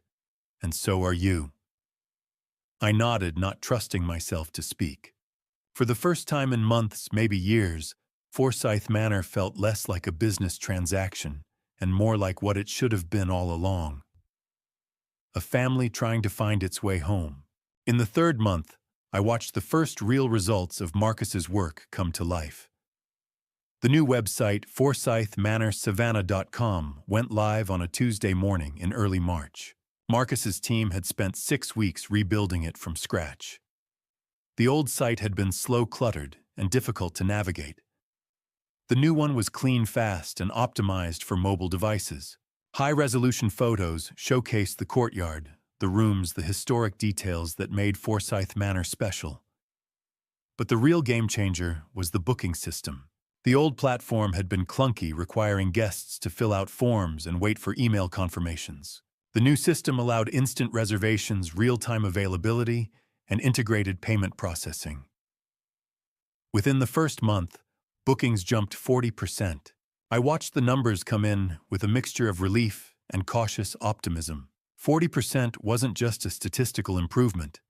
It was the difference between barely surviving and actually having a chance. Patricia called me one afternoon in late March, excitement in her voice. "Brian, you need to see this. We're booked solid for the next 3 weekends, and we've got inquiries coming in for May and June." "From the new website?" I asked. "Almost entirely. People are finding us through search engines now, and the booking process is so smooth they're converting at twice the rate we used to see." I thanked her and hung up, then sat at my desk staring at the spreadsheet in front of me. For the first time since I'd taken over, the numbers didn't look like a slow-motion disaster. They looked like possibility. By the end of April, Christopher had been working the front desk for 4 months. 4 months of night shifts, early morning shifts, guest complaints, system glitches, and late arrivals. 4 months without a single major mistake. Patricia came to me on a Wednesday afternoon with a recommendation. "He's ready to move up," she said. "He knows the front desk inside and out. He's reliable, polite, and he doesn't complain. I think it's time to promote him to guest services coordinator." "What would that entail?" I asked. "Day shift. More guest interaction, helping with tour bookings, restaurant recommendations, handling special requests. It's a step up in responsibility, but I think he can handle it. And it comes with a raise, $18 an hour." I thought about it for a moment. Then I nodded. "Set it up. But I want to be the one to tell him." That Friday, I found Christopher finishing his shift at 7 in the morning. He looked tired but steady no longer. The exhausted, broken man who'd started 2 months ago, but someone who was learning to carry the weight. "Christopher," I said, "come to my office for a minute." He followed me, quiet and wary. I gestured to a chair. He sat. "Patricia tells me you've been doing good work," I said. He didn't respond, just waited. "She recommended promoting you to guest services coordinator. Day shift, more responsibility, $18 an hour." Christopher's eyes widened slightly. "Really? Really? You've earned it." He looked down at his hands, and I saw his throat work as he swallowed hard. "Thank you, Dad." "Don't thank me. Thank yourself. You showed up. You did the work. That's all you." He nodded, not trusting himself to speak. "You start Monday," I said. "Patricia will train you." Over the next month, I watched Christopher settle into his new role. He worked closely with Diane Foster, our head of housekeeping, a 52-year-old woman who'd been in the hospitality industry for 30 years and didn't suffer fools. Diane was exactly what Christopher needed. She was blunt, demanding, and utterly unimpressed by the fact that he was the owner's son. If he screwed up, she told him. If he did well, she acknowledged it. No coddling, no special treatment. I watched them one afternoon as they walked through the second-floor hallway, Diane pointing out details. Christopher had missed a scuff mark on the baseboard, a light bulb that needed replacing, a towel rack that was slightly loose. Guest services isn't just about smiling and handing out brochures, Diane was saying. It's about noticing what's wrong before the guest does. It's about caring enough to fix the small things because the small things add up. Christopher took notes on his phone, nodding. You see this? Diane gestured to a doorframe. Paint's chipped here. That means we need to schedule a touch-up. You see that window? She pointed down the hall. Streaky. Housekeeping missed it. You need to catch that and let me know. Yes, ma'am, Christopher said. I turned and walked back to my office, smiling. Meanwhile, Marcus's marketing efforts were paying off in ways I hadn't anticipated. The hotel's social media presence, which had been nearly non-existent before, was now thriving. Marcus's team posted daily photos of the courtyard at sunrise, guest testimonials, behind-the-scenes glimpses of the staff at work. They ran targeted ads on social platforms, focusing on couples looking for romantic getaways and travelers seeking authentic Southern experiences. By the end of May, our follower count had grown from 800 to 12,000, and those followers were converting into bookings. Marcus was spending roughly $5,000 a month on the marketing campaign ads, photography, content creation. It sounded like a lot, but the return was undeniable. For every dollar we spent, we were seeing $3 in increased revenue. By June, our monthly revenue hit $68,000. That was up from $42,000 just 3 months earlier. We were still operating at a loss when I factored in my debt restructuring and the money I was pouring into repairs and upgrades. But the trajectory was right. For the first time, I could see a path to profitability. And then at the end of June, we got our first wedding inquiry. A couple from Charleston reached out through the website asking about hosting a small ceremony in the courtyard. 50 guests, dinner reception, overnight accommodations for the wedding party. Patricia worked with them on the details, and by the time the contract was signed, we were looking at $12,000 in revenue for a single weekend. I sat in my office that evening staring at the signed contract and felt something I hadn't felt in months. Hope. Real, tangible hope. I pulled up the financial report for June and went through the numbers one more time. Occupancy rate 78%. Average daily rate up 12%. Guest satisfaction scores climbing steadily. Social media engagement strong. Revenue $68,000 for the month. And Christopher, my son, who 2 months ago had been stealing from me and hiding from loan sharks, was now working the day shift. Learning from Diane, interacting with guests, and slowly, carefully, rebuilding himself. I leaned back in my chair and closed my eyes. The hotel was coming back to life. Room by room, guest by guest, dollar by dollar. And so was my son. In the 8th month, I called a staff meeting. 25 people gathered in the conference room, front desk, housekeeping, maintenance, kitchen. Patricia stood in the back. Christopher stood at the front, hands clasped, shoulders tense. I gave him the floor. I owe all of you an apology, he said, his voice steady despite the tremor in his hands. Mama, when this hotel opened, I was supposed to be running it, but I wasn't. I let someone else take control because I was too weak and too scared. Money was stolen. Trust was broken. And you were all working for a business that was being mismanaged. The room was silent. My ex-wife defrauded this hotel, and I enabled it by not paying attention. I also made personal mistakes that hurt my father and put this hotel at risk. I'm not making excuses. I screwed up. He paused. Over the past 8 months, I've learned what it actually means to work here. I've worked the front desk. I've handled complaints at 2 in the morning. And I've realized this hotel runs because of people like you. People who show up every day and do the work. He looked around. So thank you. And I'm going to keep working to earn your trust. Diane Foster started clapping. Then Patricia. Then the whole room. Christopher's eyes went glassy, but he held it together. He nodded and stepped back. In September, I brought Jordan Hayes on board. He was 38, an interior designer from Charleston. I needed someone to coordinate weddings and events. I've never done wedding planning, he admitted.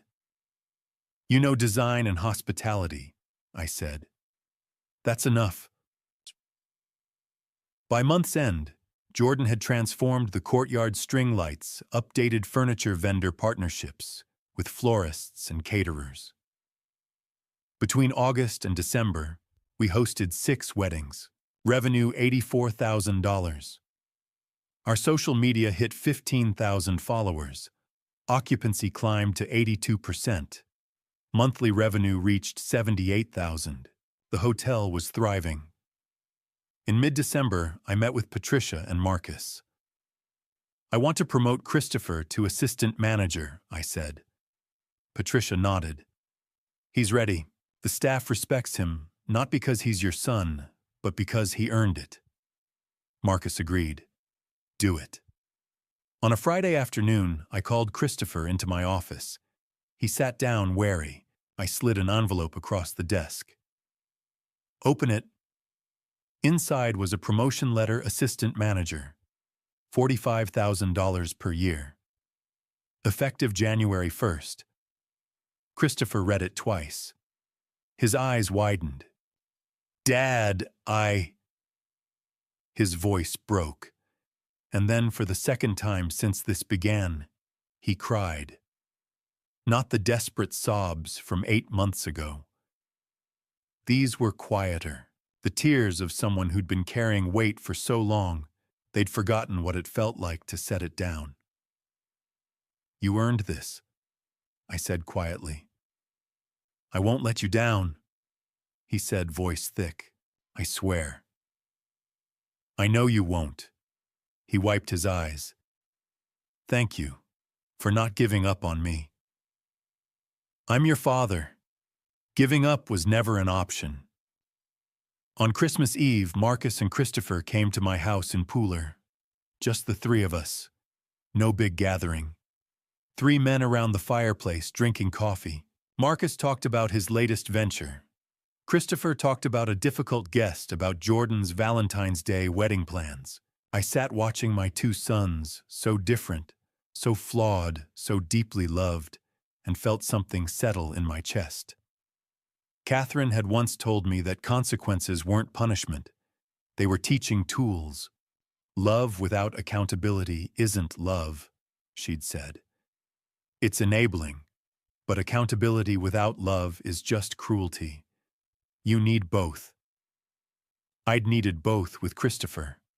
The hard consequences, the refusal to look away, but also the patience, the second chances, the belief he could be better, and he was better. Not perfect, not fixed, but better. Dad. Christopher's voice pulled me back. Yeah, thank you for everything. I looked at him, 32 years old, sitting by my fireplace, finally growing into the man I'd hoped he could be. You're welcome, son. Marcus raised his coffee mug. To second chances. Christopher raised his. To family. I raised mine. To both. We drank. The fire crackled. Outside, snow began to fall softly over Pooler. This was what love looked like, I thought. Not the easy kind. Not the kind that looked away when things got hard. But the kind that stayed. The kind that held people accountable and held them close at the same time. The kind that taught even when it hurt. Because Catherine had been right all along. Consequences were how life taught us. but love was how we taught each other. And sitting there with my two sons, watching the snow fall and the fire burn, I finally understood what she'd meant. We weren't perfect. We'd made mistakes, terrible, painful mistakes that had nearly destroyed us. But we were still here, still trying, still learning, still family. In March of 2023, I called a meeting with the core team. I was 71 now, feeling the years more than I wanted to admit. My back ached after long days at the hotel. My eyes tired faster when I reviewed spreadsheets. But the business was strong, stronger than it had been in years, and it was time to acknowledge that. Patricia, Christopher, Marcus, and Jordan gathered in the hotel office. I sat at the head of the small conference table and looked at the people who'd helped rebuild what had almost been lost. "I want to make a change," I said. "Christopher, you've been assistant manager for over a year. You've proven yourself. Patricia, you've been carrying the load of running this place since day one, and you've done it brilliantly." Patricia nodded, but I saw the fatigue in her eyes. "So here's what I'm proposing," I continued. "Christopher, I'm promoting you to co-manager. You and Patricia will share operational authority. Same level, same decision-making power. Salary increases to $55,000 a year." Christopher looked stunned. "Dad, You've earned it," I said. "Patricia." She smiled. "I think it's the right move. He's ready." Marcus clapped Christopher on the shoulder. "Congratulations, little brother." Jordan raised his coffee mug. "About time." Christopher looked at me, his eyes bright. "Thank you. I won't let you down." "I know you won't." 2 months later, Forsyth Manor got a feature in Southern Living magazine. The article was 4 pages long with glossy photos of the courtyard, the guest rooms, the historic facade. The headline read, "Savannah's Hidden Gem: How a Family Saved a Forgotten Hotel." The writer had interviewed Patricia, Christopher, and several guests. She'd written about the hotel's history, the renovation, the commitment to Southern hospitality. She'd called us a destination for travelers seeking authenticity and charm. The day the issue hit newsstands, our phones started ringing. Bookings poured in. People from Atlanta, Charlotte, Nashville, couples planning anniversary trips. Families wanting weekend getaways, business travelers tired of generic chains. By summer, our occupancy rate had climbed to 88%. On weekends, we were hitting 95%. Monthly revenue reached $95,000. Weddings had become our signature offering. Jordan had built a reputation for creating beautiful, intimate ceremonies. We were hosting 28 weddings a year now, generating nearly $300,000 in annual revenue from events alone. Our social media following had grown to 18,000. We weren't just a hotel anymore. We were a brand, a story people wanted to be part of. And through it all, I watched Christopher grow into the role he'd once pretended to have. He managed staff schedules. He negotiated with vendors. He handled guest complaints with patience and professionalism. He worked alongside Patricia, learning from her, deferring to her experience, but also bringing his own ideas. But I also noticed something else. Patricia was tired. She was 49 now, and she'd been working in hospitality for nearly 30 years. I'd see her in the office late at night reviewing reports, and there'd be a heaviness to her movements that hadn't been there before. One afternoon, I found her sitting alone in the break room, staring out the window. "You okay?" I asked. She looked up and smiled, but it didn't quite reach her eyes. "Just thinking. About," she hesitated. "My husband wants to travel. The kids are grown, and I'm tired, Brian. Not of this place. Just tired of working 12-hour days. Are you thinking about retiring?" "Maybe, not yet, but someday soon." I nodded. "When you're ready, we'll figure it out." She reached over and squeezed my hand. "Thank you. For everything." I didn't push, but I started preparing for the possibility that Patricia wouldn't be here forever. Over the next year, I began pulling back. I'd spent 3 years working 6 or 7 days a week, overseeing every detail, rebuilding what had been broken. But now the hotel was running smoothly. Christopher and Patricia had it under control. So I started coming in only 2 or 3 days a week. I reviewed financials remotely. I trusted the team to handle day-to-day operations. It felt strange at first letting go, stepping back, but it also felt right. This was their hotel now, not mine. On Christmas evening of the 4th year, late 2023, Marcus, Christopher, and I sat in my living room in Pooler just like we'd done the year before. But this time the conversation was different. Christopher waited until Marcus had left to drive back to Atlanta. Then he turned to me, his expression serious. "Dad, I need to ask you something." "Go ahead." He took a breath, his hands clasped together. "I want to buy back some of my stake in the hotel," he said quietly. "Not as a gift, not because you're helping me, but with money I've earned myself." I set down my coffee and looked at him. "I've been saving for 3 years," Christopher continued. "I've been tracking the hotel's value, and I've been thinking about what it means to really own something, not just have your name on paper, but to have earned it." His voice was steady, but I could see the emotion underneath. "I don't expect you to just hand it to me," he said. "I want to pay for it. Installments, fair terms, whatever makes sense. But I want to be a real partner in this business. Not your son who screwed up and got a second chance.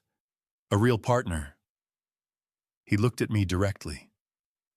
"So I'm asking, will you let me buy back part of my stake with money I made myself?" The 5th year, Patricia's retirement and Christopher's promotion. On a cold Tuesday morning in February 2024, Patricia Reynolds walked into my office at Forsyth Manor and said the words I'd been expecting for months. "Brian, it's time for me to go." She was 50 years old, the same age Catherine had been when we first met at a faculty dinner in 1982. Patricia had given 5 years to this hotel. 3 of them under my direct supervision, 2 more as co-manager alongside Christopher. Her mother in Charleston was 83 and needed full-time care. Her own husband had retired from the port of Savannah 6 months earlier. It was time. "I understand," I said. "And I'm grateful." "You should promote Chris," she said, sitting across from me with a cup of coffee. "He's ready." I nodded. I'd been thinking the same thing for weeks. The meeting took place the following Monday. Marcus drove down from Atlanta. Christopher arrived early wearing a navy suit I'd bought him for his 36th birthday. Patricia sat to my right. I began with the facts. Patricia was retiring effective March 1st. The hotel needed a general manager. I was recommending Christopher Michael Carter for the position with an annual salary of $65,000. Christopher stared at me. "Dad, You've earned it," Patricia interrupted. "You're not the same person who stood in this office 4 years ago." Marcus nodded. "I second that." Christopher took a breath. "I won't let you down." "I know," I said. He signed the employment contract that afternoon. But there was more. 2 weeks later, on a Sunday evening, I invited Marcus, Christopher, and Patricia to dinner at my home in Pooler. Howard Mills joined us as legal counsel. Over roast chicken and mashed potatoes, I laid out the new ownership structure. "Here's what I'm proposing," I said, unfolding a typed document. "Ownership of Forsyth Manor Hotel, LLC, effective March 1st, 2024. I will retain 60% with voting control. Christopher will hold 25%, consisting of 10% gifted and 15% purchased. Marcus will hold 10%, reflecting his $100,000 investment in 2021. Patricia will receive 5% in recognition of 5 years of service with no payment required. Christopher looked up. "Dad, I can't afford—" "Let me finish," I said. The fair market value of 15% is approximately $270,000. You'll pay me $1,500 per month for 15 years. No interest. The payments start April 1st. Marcus leaned forward. "That's more than fair, Chris." "There are conditions," I added. "You stay clean. You keep going to Gamblers Anonymous. You run this hotel the right way. If you relapse or if you walk away, the shares revert to me." Christopher's eyes filled, but he didn't look away. "I accept." Howard slid the shareholder agreement across the table. Christopher read it carefully, asked 2 questions, then signed. Marcus signed as a witness. Patricia signed her own acceptance letter with a smile. When it was done, I raised my glass. "To the 5th year." "To the 5th year," they echoed. The numbers told the story. By the end of February 2024, Forsyth Manor was generating $102,000 per month in revenue. Occupancy had stabilized at 88% year-round, rising to 95% on weekends. We were ranked number 2 among boutique hotels in Savannah on TripAdvisor, just behind a property that had been operating since 1868. We hosted 32 weddings that year, bringing in roughly $400,000. Jordan Hayes had built a vendor network that included florists, caterers, photographers, and a bakery on Broughton Street that made the best wedding cakes in Georgia. Our staff had grown to 28 full-time employees. Diane Foster was still head of housekeeping. Marcus continued to manage our digital marketing remotely, and our social media following had reached 20,000. Christopher ran the daily operations. I reviewed the financials once a month, mostly from home. In late February, I officially retired.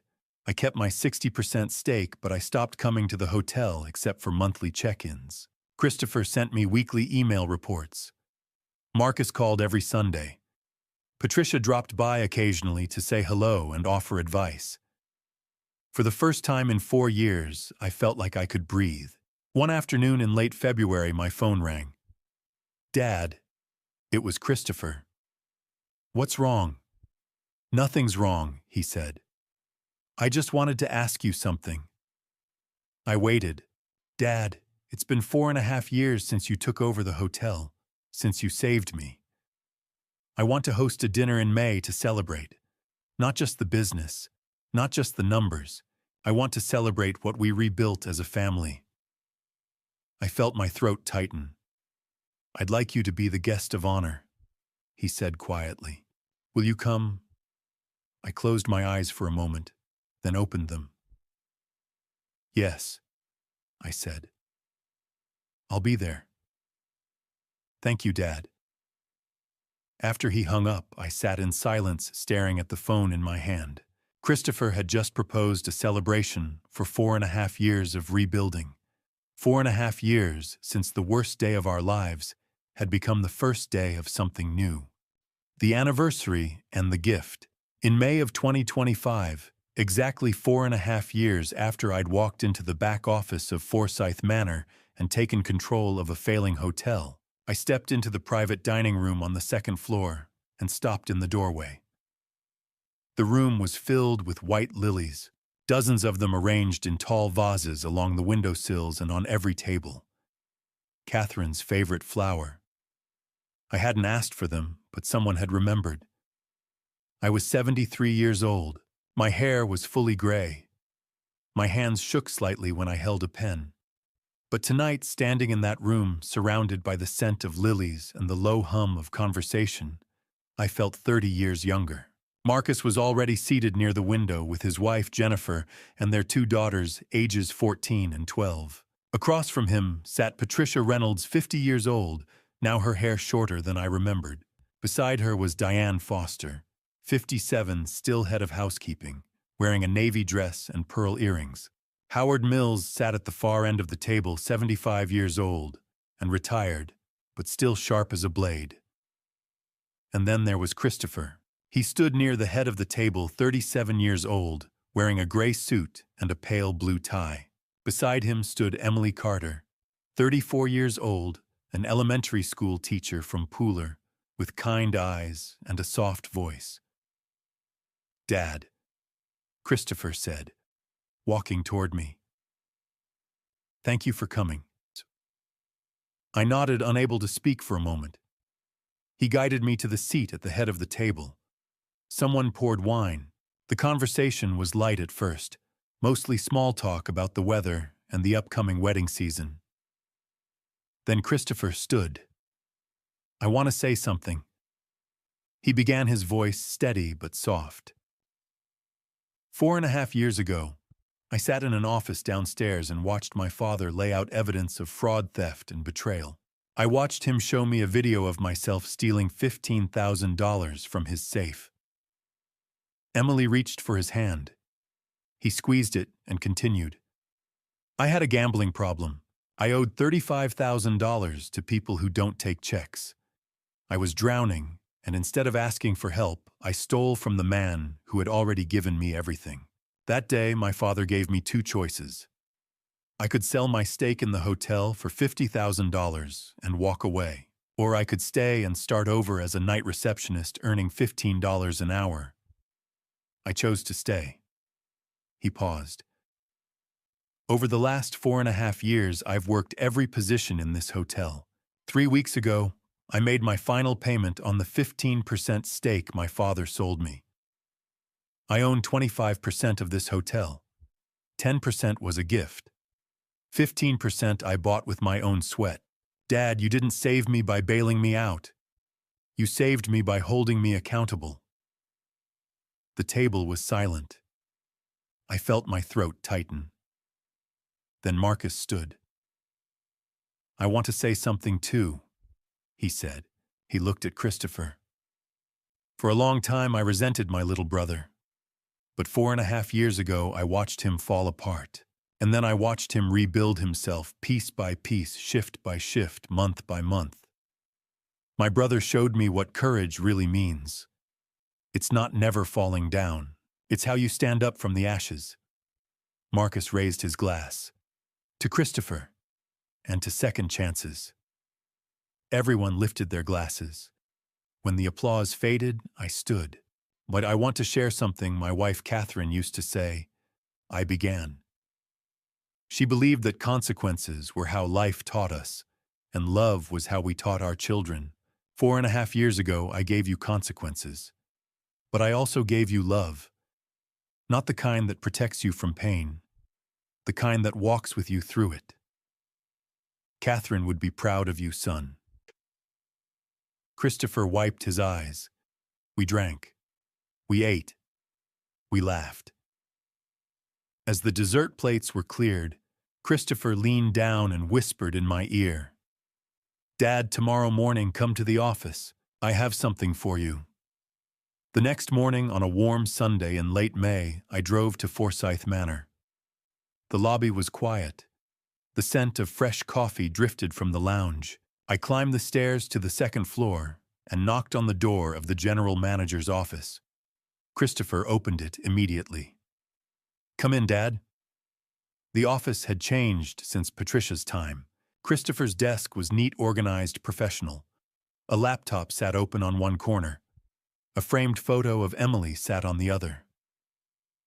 "Close your eyes," he said. I frowned.